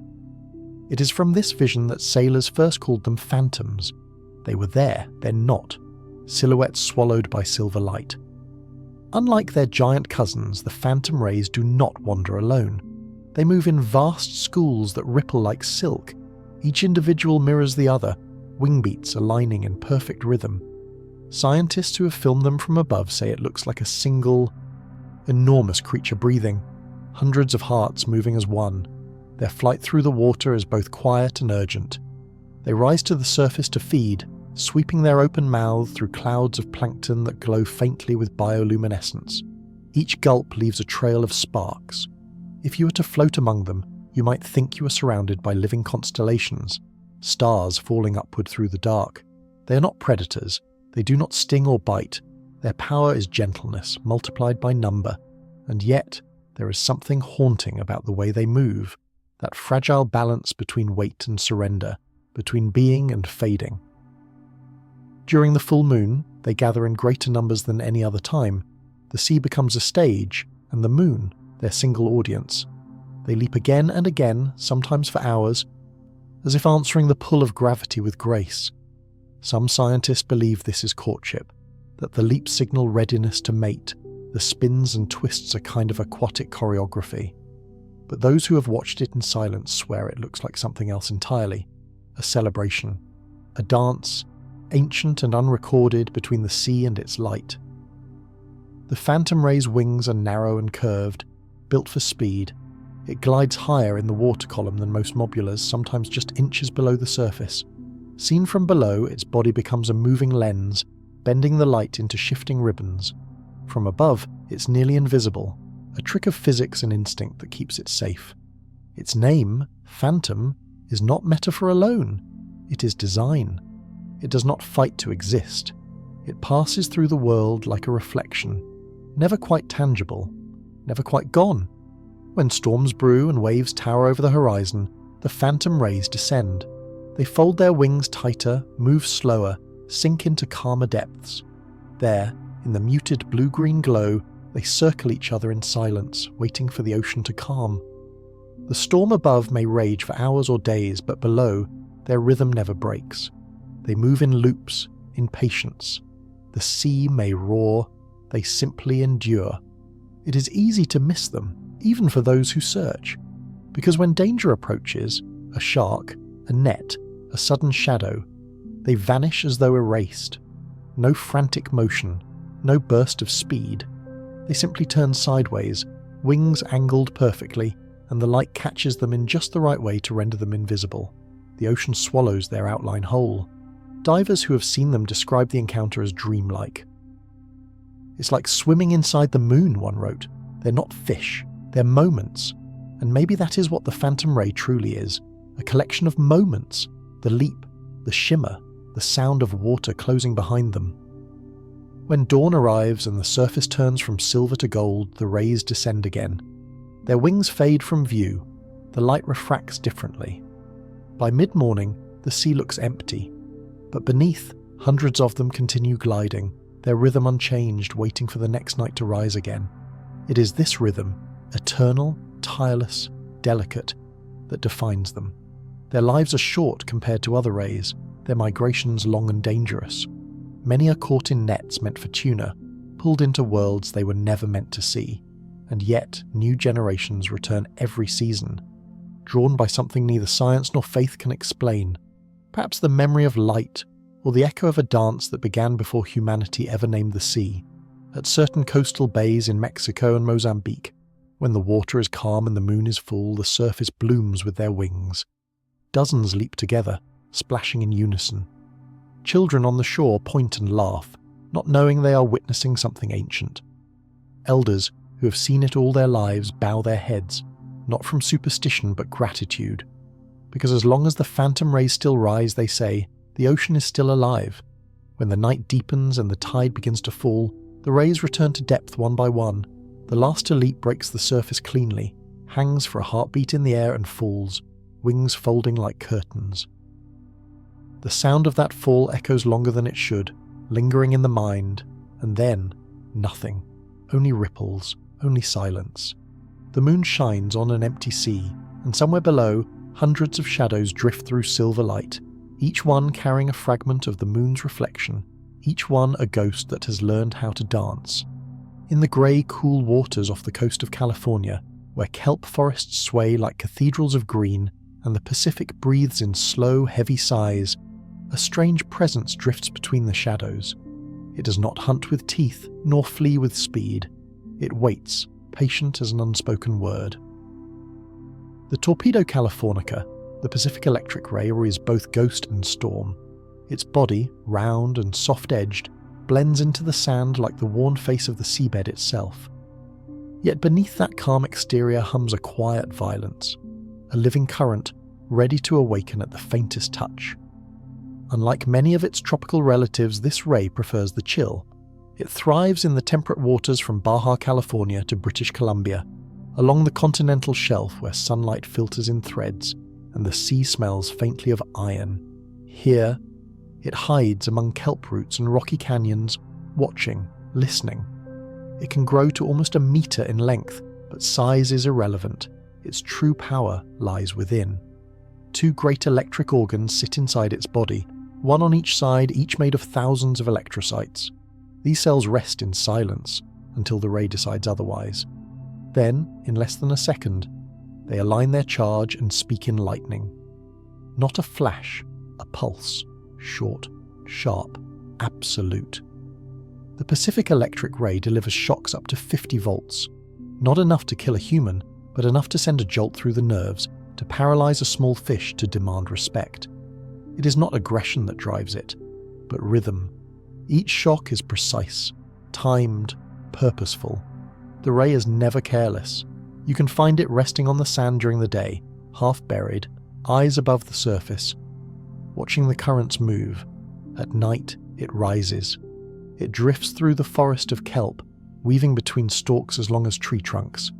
Its movements are eerily smooth, each wing beat slow and deliberate, each glide leaving a ripple of disturbed silk behind. It hunts by sense, not sight. Its electroreceptors read the faint pulses of life around it, the twitch of a shrimp, the heartbeat of a fish sleeping near the sand. To the electric ray, the sea is a map of invisible energy, each creature marked by its own signature. It follows those whispers until it is close enough to strike. Then, without warning, the silence breaks. A flicker of current, the faintest vibration through the water. The prey stiffens, its body caught in the embrace of static. The ray drifts forward, folds its soft wings around the stunned animal, and feeds in silence. Within seconds, stillness returns. No chase, no chaos, just the sea breathing again. Divers sometimes encounter them unexpectedly. A shadow beneath the kelp, perfectly still, as if carved into the seafloor. If you come too close, you might feel a single pulse through your body, a warning more intimate than sound. It is not pain, not quite. It is awareness, the ocean reminding you that it is alive and watching. Early sailors feared the electric rays of the Pacific, calling them numbfish. They believed the creature carried the ocean's anger within it, that to touch one was to wake the sea's temper. But fishermen along the coast learned better. They treated the ray with quiet reverence. If one was caught in their nets, they released it gently, bowing their heads as it swam away. The sea's battery, they called it, the source of the water's quiet heartbeat. Even scientists speak of it with respect. In laboratories, the Pacific electric ray became a window into the secrets of the nervous system. Its electric organs helped researchers understand how neurons fire, how the brain speaks to the body in pulses and pauses. This creature, patient and nearly forgotten, taught humans how thought itself moves. There is a strange symmetry in that, a being from the sea of silence revealing the code of the human storm, and still, when it rests in its natural home, none of that matters. The ray cares nothing for discovery. It only drifts, waiting, feeling the hum of the ocean's magnetic field. Some divers swear they've seen them tremble slightly even when nothing is near, as though the Earth's own current runs through them, tuning their inner storm. When the sun begins to set, light filters through the kelp in gold pillars. The water turns green and amber, the colour of ancient glass. The ray moves through it like a thought through memory, slow, luminous, impossible to grasp. You could follow it for hours and never hear it make a sound. Only the faint shimmer where it passed, like a heat wave in the water, betrays its existence. Its electric discharges grow slower as the water cools at night. Each pulse costs energy, and energy here is precious, so it waits, hidden among roots and stones, body pressed against the sand. You can see the gills expand with each breath, slow, patient, almost human in their rhythm. And beneath that calm, electricity gathers again, ready for whatever the dark will bring. It is easy to mistake stillness for peace, but in the Pacific electric ray, stillness is strength. Its silence is not absence but preparation, a muscle coiled, a thought unspoken. The ocean teaches the same lesson through its tides. Wait long enough, and power returns on its own. The ray embodies that truth. It does not chase its world, it waits for the world to come close enough to touch. In a way, the Pacific electric ray is a portrait of the sea itself, patient, powerful, and never truly asleep. Its shocks are brief and bright, like sentences in an endless silence. Between them lies the greater story, the one told without sound, without light, without end. If you ever dive in those quiet waters and feel a shiver pass through your body, it might not be cold. It might be the sea reminding you, energy never dies, it only changes shape. Somewhere below, in the green twilight, the ray glides beneath the kelp, invisible but awake. The water hums softly around it, each vibration a wordless hymn, and as the last light of day fades into grey, you understand. The storm is still here, sleeping under your feet, breathing with the rhythm of the tide. The ocean does not always paint with colour. Sometimes it paints with pattern, quiet symmetries drawn in light and motion. Among its living canvases drifts one of its most subtle creations, the Raja microoscillata, the painted ray. It does not demand attention. It never leaps, never flashes. It prefers the muted beauty of camouflage, the kind of elegance that only reveals itself when the light hits just right. On the sandy floors of the northeastern Atlantic, from Ireland's coast to the shores of Morocco, the painted ray lies still, blending perfectly with the grains beneath it. Its body is shaped like a diamond, delicate and slightly translucent around the edges, as if its skin were made of parchment. Across its back, dark rings and faint circles form like brushstrokes on aged paper, each one unique, each one a signature. To the casual eye, these patterns look random, scattered freckles of brown and grey, but look closer and they form rhythm. The spacing of the dots, the curvature of the lines, all serve a purpose: to break the outline, to erase the creature into its surroundings. The sand becomes the skin, and the skin becomes sand. It's an artist of invisibility. Its beauty is not designed to be admired, it's designed to be survived. Yet somehow, the two become the same thing. The painted ray teaches that what protects you can also be what makes you beautiful. When it moves, it doesn't swim, it brushes across the sea floor. The tips of its wings stir the sand in thin, slow lines, leaving trails like calligraphy. It's as if it is writing quietly to the ocean, signing its presence only for those who know how to read. Then, within seconds, the current sweeps the marks away. Art that erases itself. Perfect. Transient. Complete. At dusk, when the sun drops low and the water glows amber, the patterns on its back catch the last light and shimmer like old coins. The whole body seems to breathe colour, a living mosaic shifting between visibility and disappearance. To see it then is to watch the sea dreaming in slow motion. It feeds close to the bottom, digging into the sand with a quick beat of its wings. Small crabs, worms, and shrimp scatter, and the ray's mouth, hidden on its underside, opens to draw them in. The jaws close with quiet precision, crushing shells with the sound of pebbles underfoot. Nothing wasted, nothing loud. The ocean's most delicate predator, its eyes, sitting high on its head, scan the world above with calm intelligence. The painted ray doesn't panic. When danger nears, a shark perhaps, or a curious diver, it doesn't flee in haste. Instead, it freezes. Sand covers it within seconds as its wings flutter once, then rest. The body becomes landscape again. The predator passes. The sea continues breathing. Sometimes during mating season, a pair will rise slightly from the bottom, circling each other in slow, perfect symmetry. The male traces the edges of the female's wings with the tip of his own, matching her every curve. They twist, fold, overlap, like two pages turning in the same breeze. For a few moments, the ocean becomes choreography. Scientists call it courtship, but to anyone watching, it feels closer to ritual, a dance between survival and tenderness. And when the moment ends, they settle back to the sand, leaving only two faint outlines, twin impressions that will vanish before the hour is over. Even love, here, refuses permanence. The painted ray's fragility mirrors the environment it calls home. The shallow coastal waters of the eastern Atlantic are changing.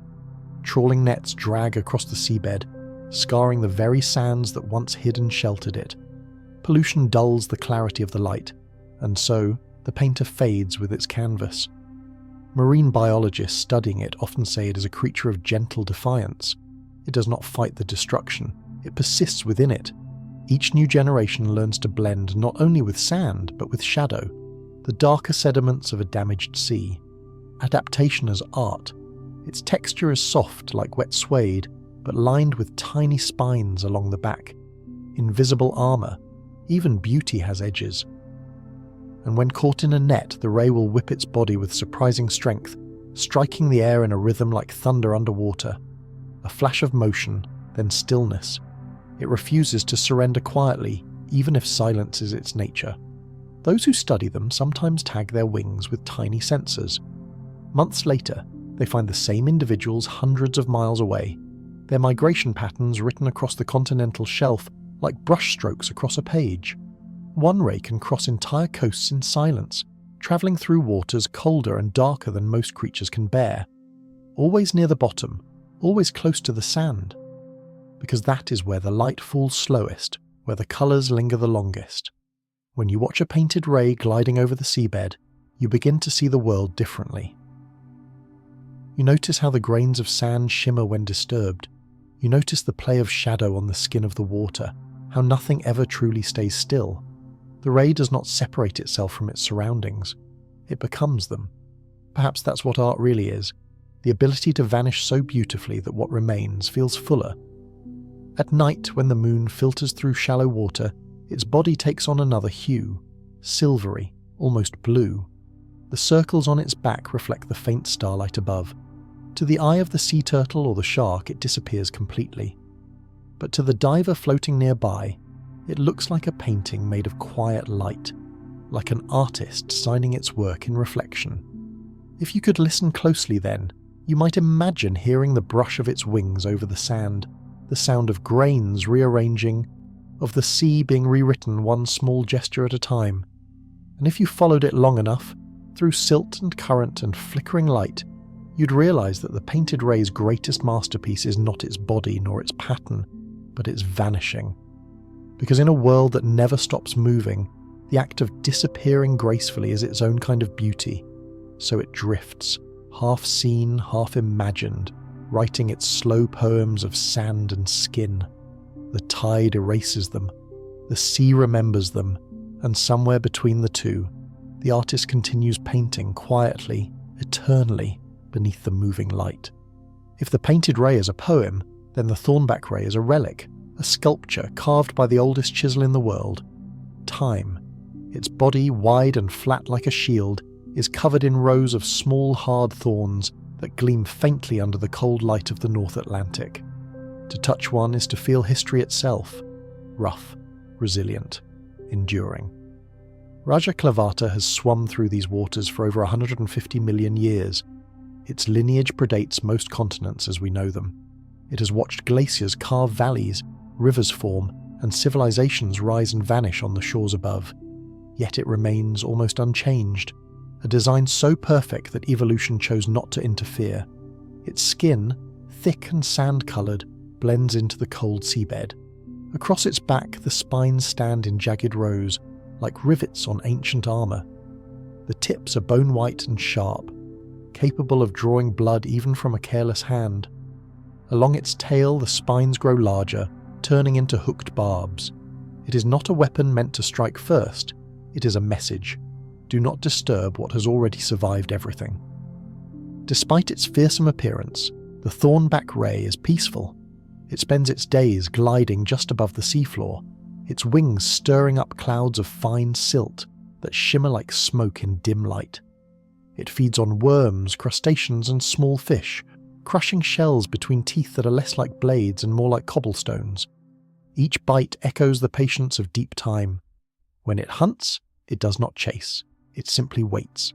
A flicker in the sand, a heartbeat too close, and the ray lowers itself, wings closing over the prey.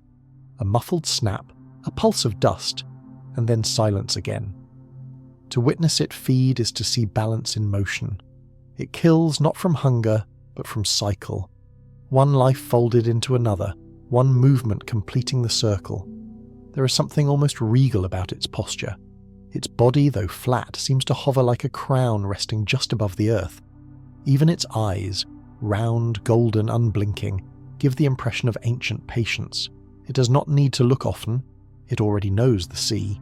In cold, shallow bays of northern Europe, where waves are grey and the air smells of iron, fishermen still find thornback rays gliding beneath their boats. They have been companions to human coasts for millennia, once feared, then caught, now respected. In some places, children call them mermaid shields, believing they guard the ocean floor.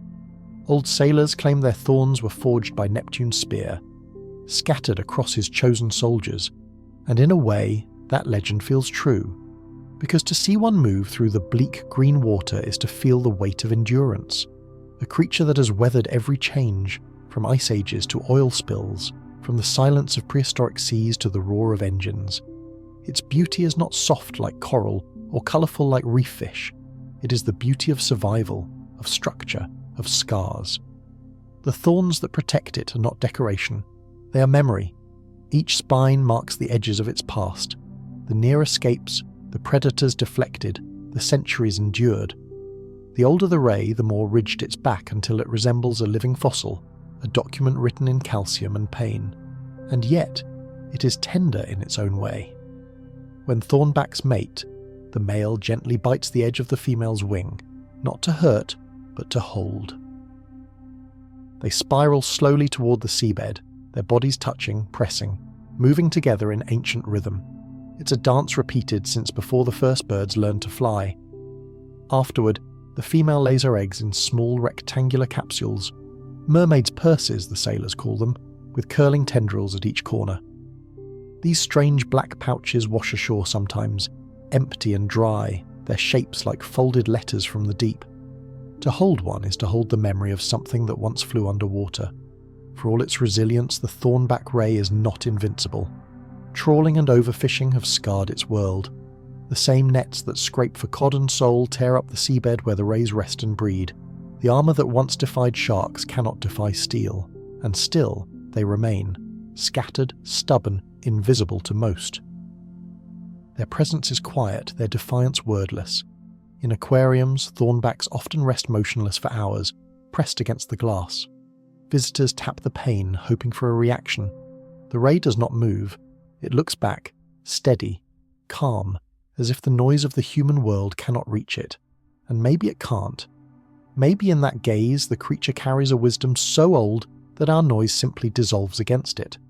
It reminds us that strength is not movement, not domination. It is endurance. The ability to remain whole when the world has already changed 1,000 times. If you dive in the North Sea or the Irish coast, you might see one gliding along the bottom, wings beating slowly in the dim light. The water is cold, thick, heavy with history. The sand moves in slow spirals around it, each grain older than bone. And the thornback moves through it like a relic remembering its own making. In its stillness lies gravity. In its scars lies grace. In its armour, a testament, not to what conquers, but to what persists. When storms crash above and waves turn white, the thornback ray does not flee. It presses itself deeper into the sand, its thorns locking it in place, its breath steady. The ocean may rage, but the seabed remains, and so does it. Sometimes the camera of a deep-sea drone will catch one resting there after the storm, dust settling over its back, thorns glinting faintly through the haze, and for a moment you could swear it's not an animal at all, but a monument built by time, for time, and perhaps that's exactly what it is, the ocean's way of remembering itself. So when you think of beauty, think not only of colour and motion.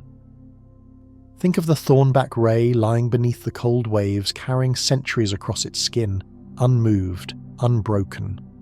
Its thorns not as warnings but as words. I was here, I am still here, and when the tide forgets you, I will remain.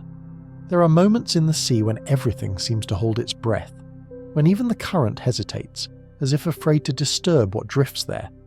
In those moments, if you look closely at the sandy shallows of the Atlantic or the quiet edges of the Mediterranean, you might glimpse a shadow gliding so softly that the sea forgets it's moving.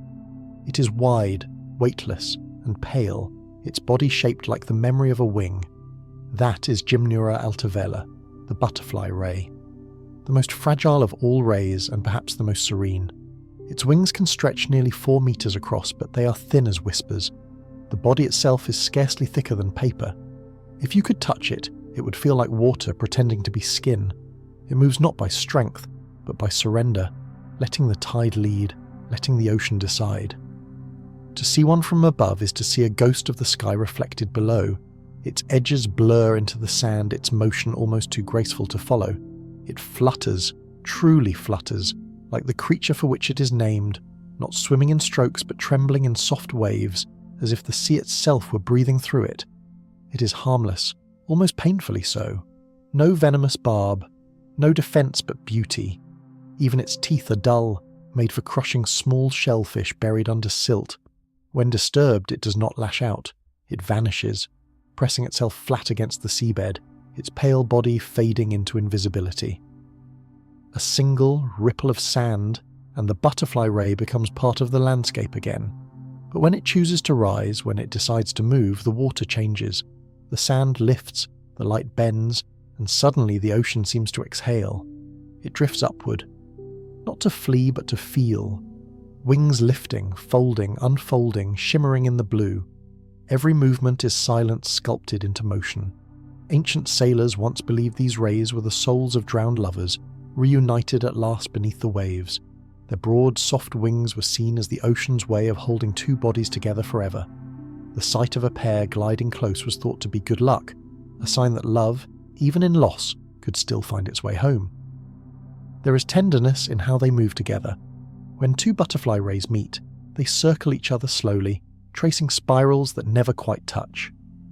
One rises slightly, the other dips, a mirrored dance. For minutes, they glide like this, wings overlapping in the thin blue light, before parting again, each disappearing in a different direction. It is easy to believe that they know something we don't, that closeness does not require contact, that beauty does not demand attention, that to drift apart gracefully is also an act of love. Their world is shallow, no deeper than 10 or 20 meters, where sunlight still paints golden patterns on the seabed. The sand is their stage, and the light, their only audience. When the sun is high, the rays almost glow. When clouds pass overhead, they dim, like thoughts fading back into stillness. To survive here, among crabs and seabirds and fishermen's nets, requires a kind of intelligence that is quiet, adaptive. The butterfly ray's skin shifts in hue slightly depending on the bottom beneath it. Pale beige over sand, olive over mud, soft grey over gravel. Each pigment is a response, an act of blending. Its camouflage is not deception but belonging. It does not fight the world, it joins it. And yet its fragility is its danger.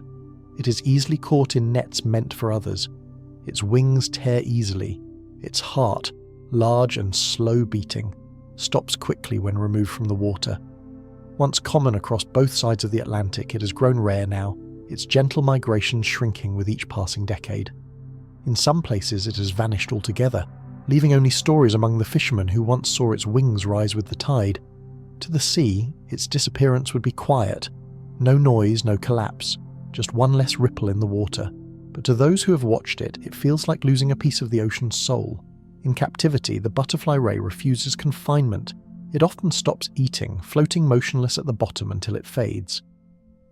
No tank can mimic the stillness it requires, the subtle play of current and sand that keeps it alive. It is a creature made not for display, but for disappearance. Divers who encounter it describe a strange sense of peace, followed by a kind of ache, as if the ocean was showing them how to let go. One diver once wrote, "It felt like the sea was exhaling through her wings. I stayed still so I wouldn't break her shape." Perhaps that is the truest way to understand this creature, as breath. It inhales the sea, exhales silence. It inhales light, exhales shadow. It exists not as a body but as a rhythm, and rhythm, like beauty, cannot be owned. It can only be witnessed once before it fades. When dusk arrives, the butterfly ray often rises toward the surface. The water darkens, turning amber. The ray's wings catch that light, glowing like old parchment through wine-coloured water. It looks, in that moment, not like a fish, but like a memory, a photograph developing and dissolving at once.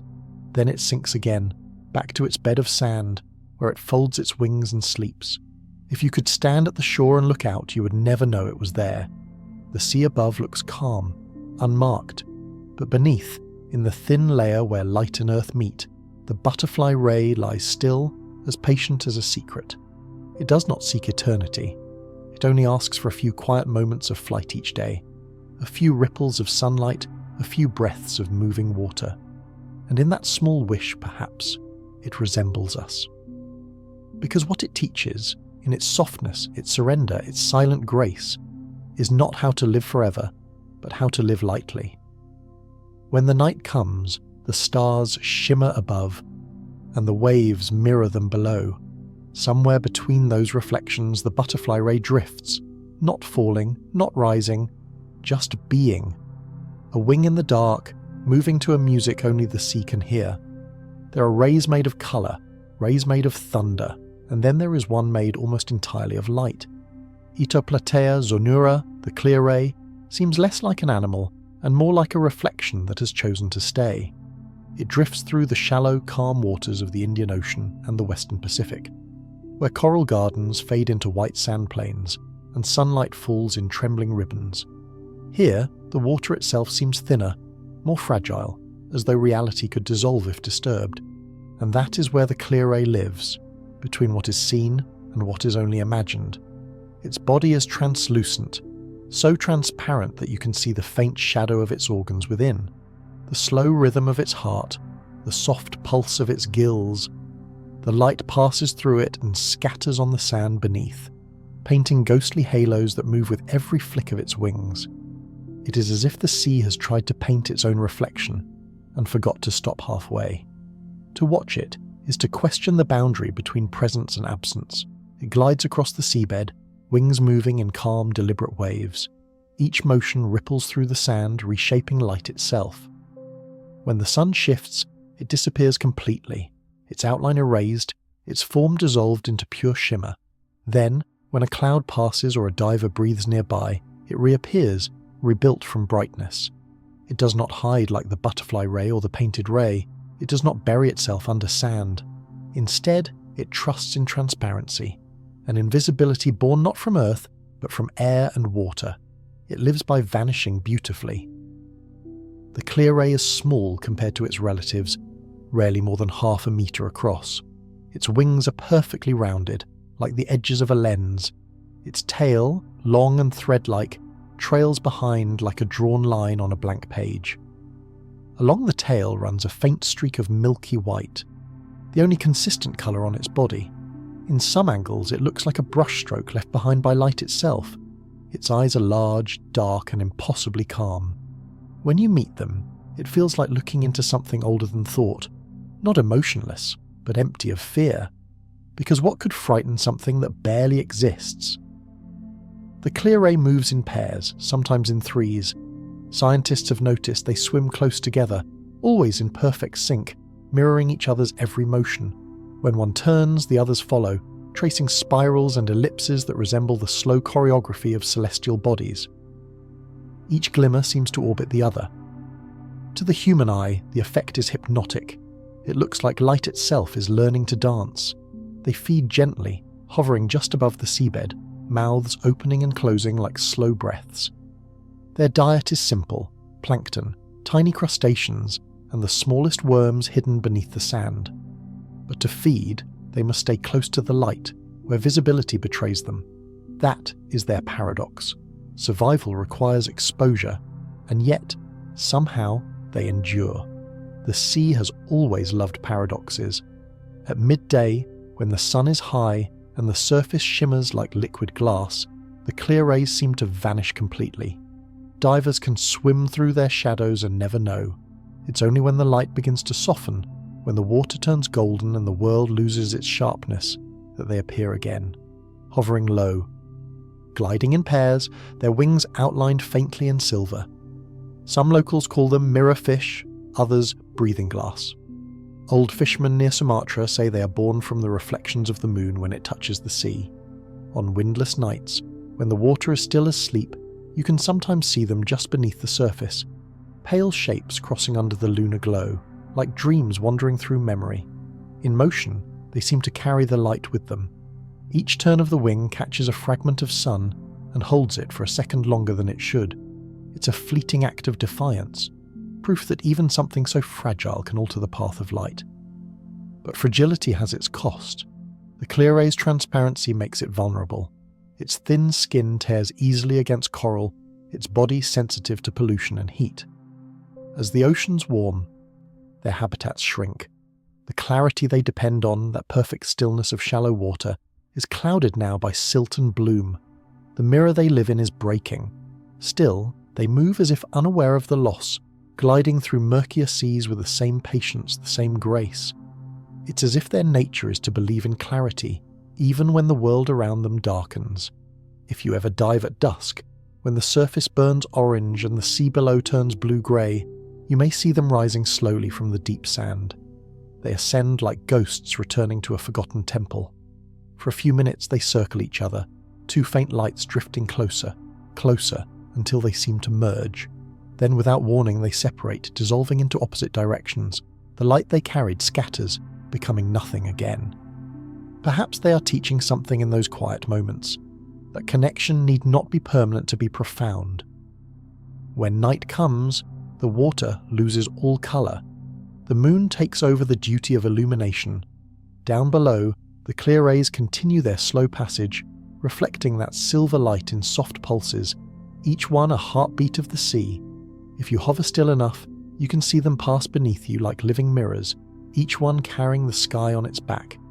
Their reflections shimmer over coral, drift across sleeping turtles, and fade against the darkness of the open ocean. They do not disturb. They do not leave scars. They simply pass, weightless, patient, inevitable, and perhaps that is their gift. They show us that beauty need not be solid to be real, that presence is sometimes the art of almost disappearing. As dawn approaches and the first golden light seeps back into the sea, the clear rays sink again. The warmth of the day will make the water too bright, too full of contrast. Their time is twilight, that narrow space between seen and unseen, between day and dream. The last thing visible before they fade is the shimmer along their tails, like the final stroke of light across a finished painting. And then the ocean closes over them, and the world is reflection once more. The sea holds its breath. The mirror breathes. In the southernmost reaches of the planet, where the sea forgets what warmth feels like, there lives a creature that moves like a shadow through frozen light. Beneath the heavy ceiling of Antarctic ice, where temperatures drop below 1 degree Celsius, and the water thickens into near stillness, Bathyraga etonan, the Antarctic ghost ray, breathes. It is not a creature of colour. Its world has no need for that. Here, light filters down as a faint trembling blue, the last remnant of a sun that never truly rises. The sea is silent, dense, almost timeless. Sound travels slower.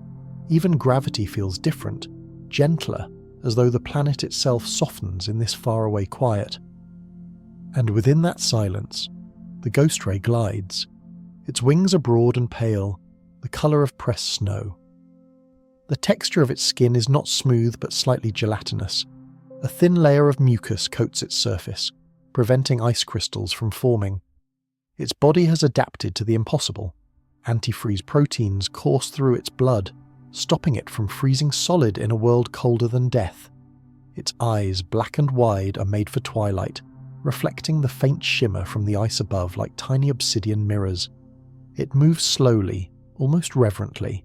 Its wings beat not to escape, but to keep the rhythm of existence alive. Every motion is effort. Every heartbeat is defiance. If you were to stand above the ice and listen with the right instruments, you might hear it. Faint, rhythmic, impossibly patient. The ghostly thump of a heart too stubborn to stop. The Antarctic ghost ray is one of the deepest living members of its family. It haunts the slopes of the continental shelf descending to 100-200 meters, where pressure would crush most living things. Its wings flex against that weight as though it were nothing. Its body is built of compromise, heavy enough to stay low yet soft enough to yield.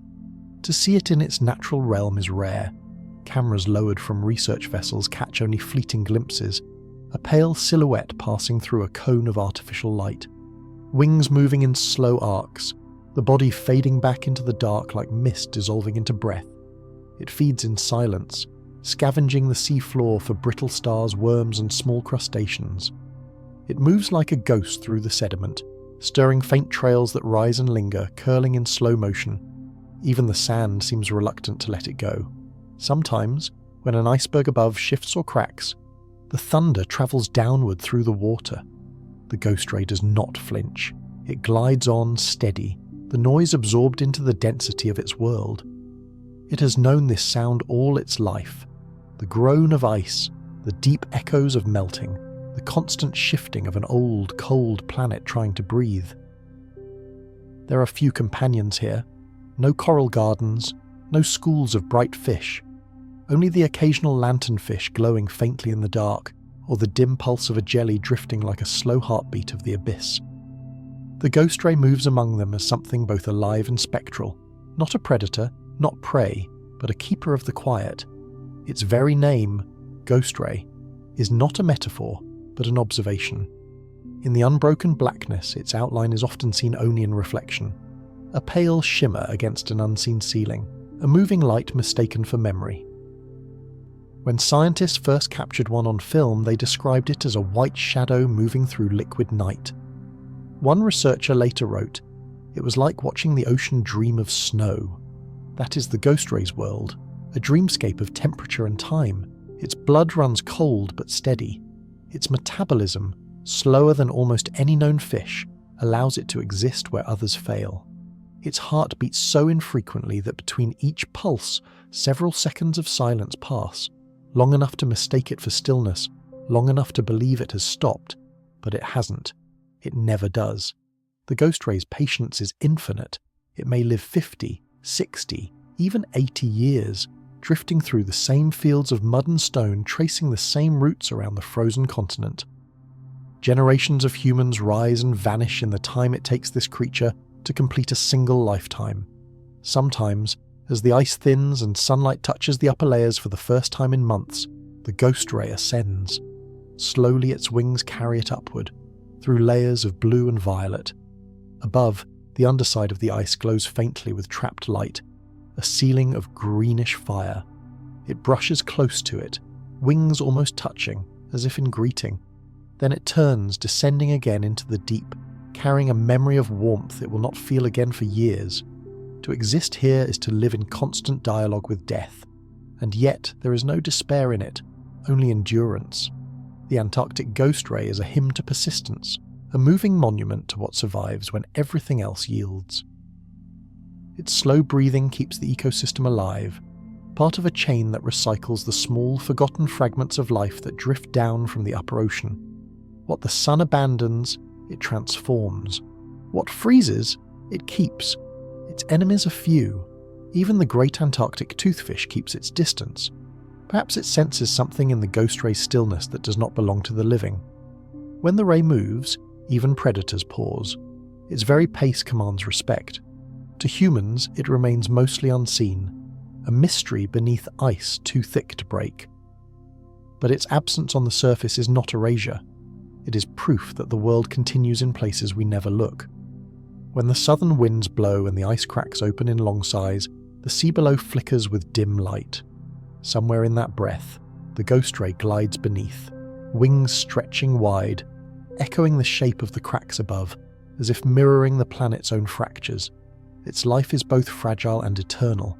It may die one day, sinking deeper into the abyss, body folding into the silt, skin dissolving into the cold. But even then, it will not truly vanish. In the endless cold, decay slows. Time forgets. The ghost ray lingers, another quiet echo in the deep ledger of the sea.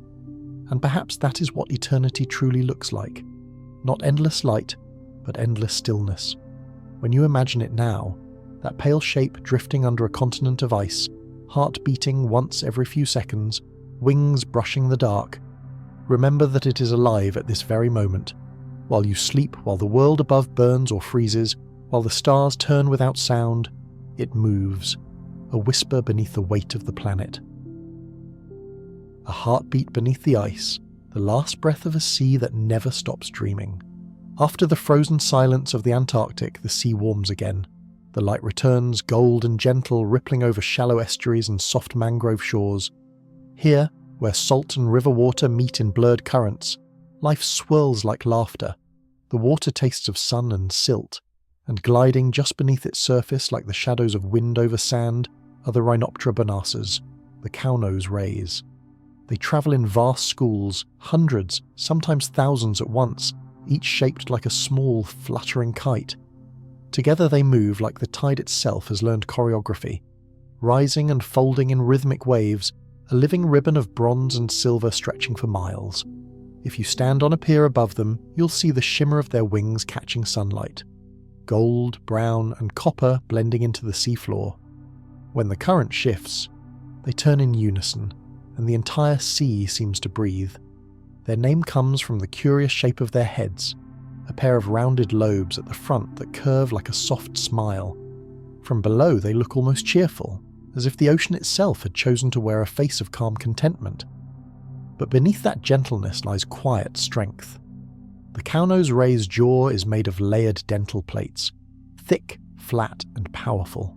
It uses them to crush the shells of clams and oysters buried under sand. The sound, if you could hear it underwater, is like small stones being ground by the sea.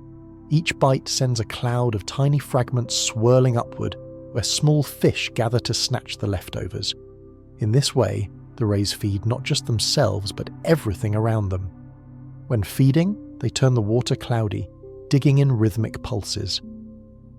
Their wings flap up small storms of sand, revealing hidden life.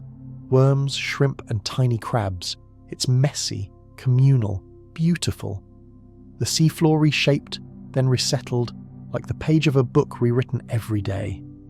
Their movement carries joy. Truly, there's no other word for it. They rise together toward the surface, wings breaking through for an instant before falling back, the sound soft and wet like applause made of water. Sometimes they leap fully into the air, spinning before returning to the sea. No one knows why. Scientists say it could be courtship or to remove parasites, but watching them, you sense another reason. Delight. A simple, wordless delight in being alive.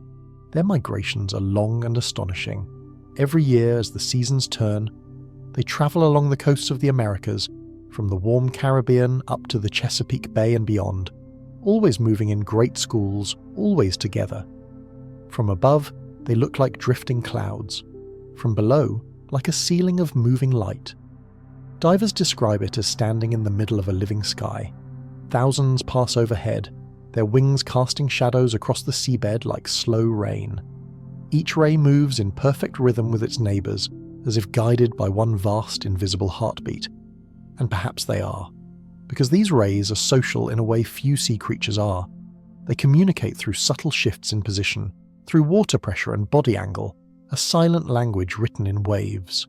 They know where the group ends and begins, when to turn, when to rest, when to dive. To move among them is to understand peace in motion. But peace, as always, is fragile. The cow-nose ray's natural feeding behaviour has brought them into conflict with humans. In some bays, their appetite for oysters and clams has been blamed for damaging shellfish farms. Entire populations were culled in fear of imbalance, as though joy itself had eaten too much. Yet studies later revealed the truth. The sea's decline had deeper causes: pollution, overharvesting, loss of habitat. The rays were never the villains. Still, the name cow-nose carries a strange softness, and perhaps that has helped them endure. It's hard to hate a creature that smiles. When you watch one up close, the first thing you notice are the eyes. Dark, gentle, almost curious. They blink rarely. The head moves slightly from side to side like it's listening to the water itself. Its body curves like a slow breath. Everything about it feels kind. Their young are born live, tiny, perfect copies of their parents. A female carries one pup at a time, folding it within her body for nearly a year. When it's born, the baby unfolds its wings slowly, still curled from the womb. It swims immediately, already knowing how to move. There's no awkwardness, no learning, only instinct, only grace. The mother circles once, then drifts away. The sea will raise it now.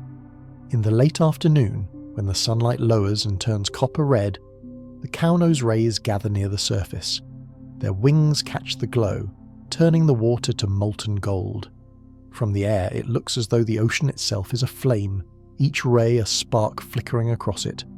And then, as dust settles, they sink again, vanishing into the calm blue-grey of evening. At night, they rest in the quiet shallows, wings folded slightly upward, rocking with the tide. If you approach with a light, you'll see them shimmer faintly, pale outlines beneath the sand like glowing leaves. Sometimes, when the moon rises full over warm bays, a school of them will move close to the shore. The water at your feet will suddenly ripple in waves of light. For a moment, you'll see the shapes, dozens of wings, each gliding past, silent and gentle, carrying the reflection of the moon on their backs. They do not linger. They never do. The tide calls them forward. The next morning they are gone, their path unmarked but unmistakable.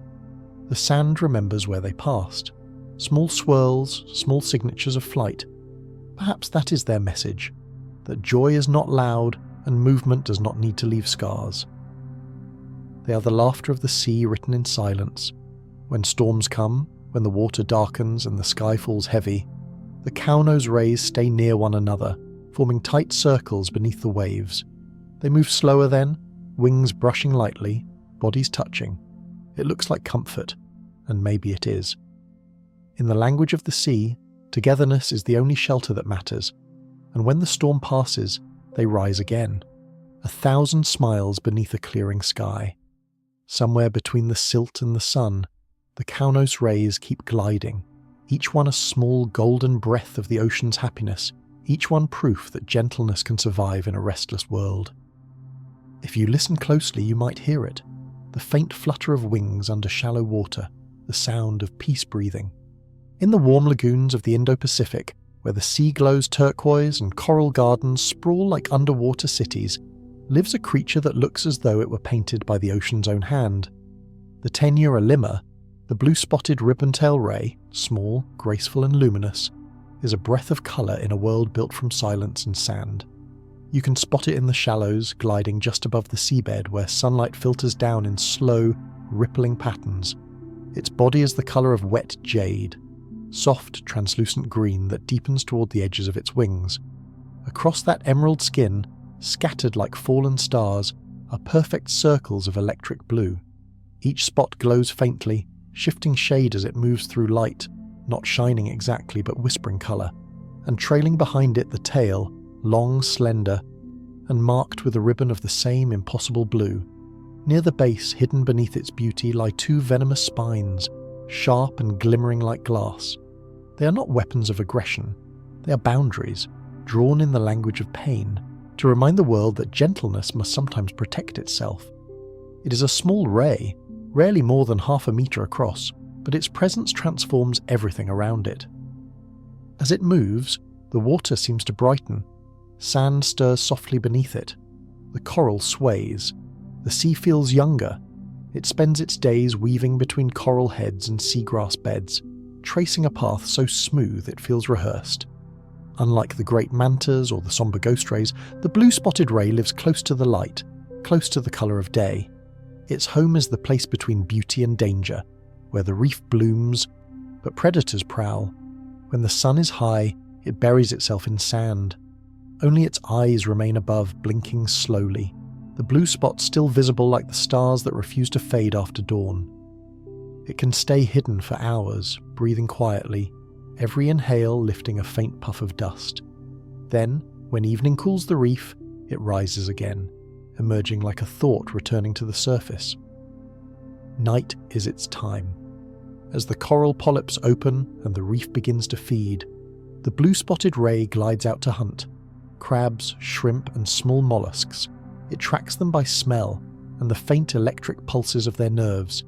It is patient, meticulous. The soft edges of its wings stir up the sand, revealing what lies beneath.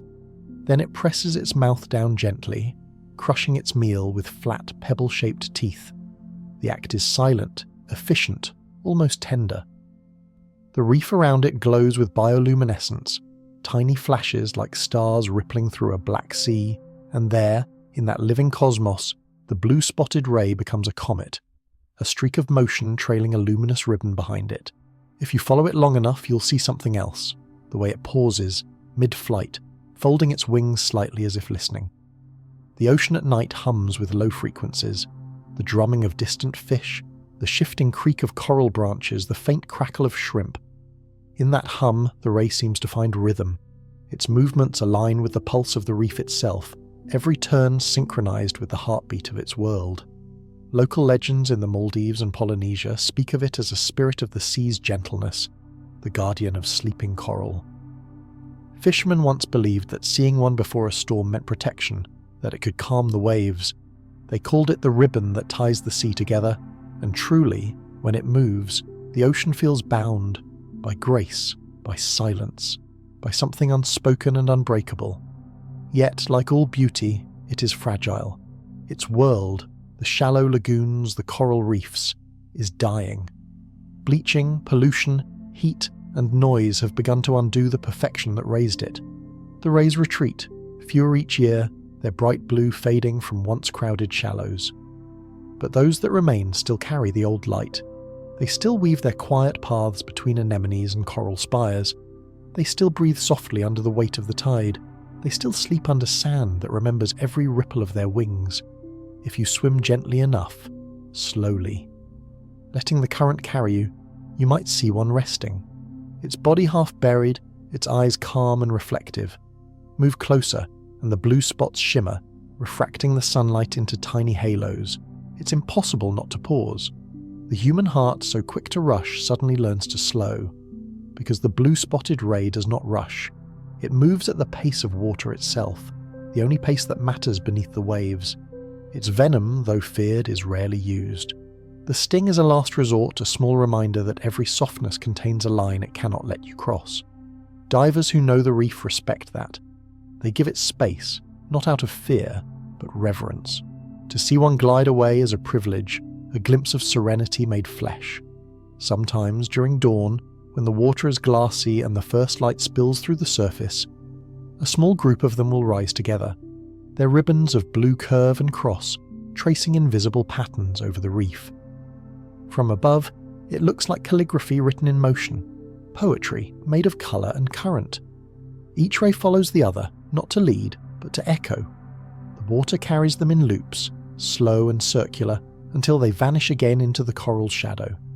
It's easy to believe they're not just swimming, but weaving, stitching light into the fabric of the sea. If you could listen closely enough, you might hear the rhythm of it, the soft brush of wings, the sigh of sand disturbed, the heartbeat of something content just to exist. It's a lullaby the ocean hums back to itself. For all their beauty, blue-spotted rays live only a short time, rarely more than 10 years, but in those years they live completely, awake to light, to movement, to colour. Their existence is brief, yet complete in its perfection, like a ripple that begins, shines and fades, leaving only stillness behind. And maybe that is what they teach us most, that not everything beautiful is meant to last, only to pass through. So when night falls again and the reef begins to quiet, the blue-spotted ray settles once more into the sand. Its ribbon tail curves gently over its back. Its breathing slows. The spots on its skin pulse faintly, as if mimicking distant stars. The tide flows over it like a soft blanket. Somewhere nearby, a coral crab hides, a sea cucumber drifts, and a parrotfish dreams beneath a film of mucus. The ocean exhales, the reef sleeps, and beneath it all, the blue-spotted ray lies waiting, its body painted in the ocean's handwriting, its soul tied to the rhythm of tides, its colours glowing faintly in the dark, a living ribbon of light looping through the silence of the sea, singing the ocean's softest song. The sea is quiet now. The storms have ended, the currents have slowed, and even the coral seems to breathe more softly. What remains are the wings, hundreds of them, thousands perhaps, moving unseen beneath the dark, each one tracing a rhythm older than memory. The stingrays do not sleep the way we do. Their eyes stay half open, their gills keep whispering, their bodies rise and fall with the tide's slow exhalation. But there is peace in their motion, the kind that comes not from rest but from harmony. Every wing beat is an act of faith in the water that holds them. If you listen carefully, you can almost hear it, the hush of sand shifting, the sigh of bubbles rising, the gentle percussion of skin meeting sea. They have taught us through their silence how to move without breaking the world around us. The electric rays showed how power can live quietly, the mantas, how grace can exist without sound, the ghost rays, how even darkness carries light if you know how to see it, and the blue-spotted ray, how beauty, though fragile, still belongs to the living sea. Perhaps that is what the ocean has been saying all along, that life is not a war against depth or time, but a conversation with both. Somewhere below, a wing stirs. Somewhere else, another answers. The sea begins its endless hymn again, a low trembling note that spreads through every shell and grain of sand. Above, the moonlight glides across the surface like breath on glass. Below, the rays move through it like dreams. They rise, fall, circle, and fade, painting invisible halos across the night. And as the sound fades, you realize that the ocean has been singing you to sleep, softly, patiently, through every tide of thought. Let your breathing slow to match the water. Let your heartbeat fall into rhythm with theirs. Because even now, as you drift towards sleep, the rays are still moving, under stars and storms, under continents of silence, their wings folding and unfolding, their bodies writing the language of stillness. The ocean keeps its promises, it keeps its guardians, it keeps its songs, and while you dream, it will keep flying just beneath the surface of the world.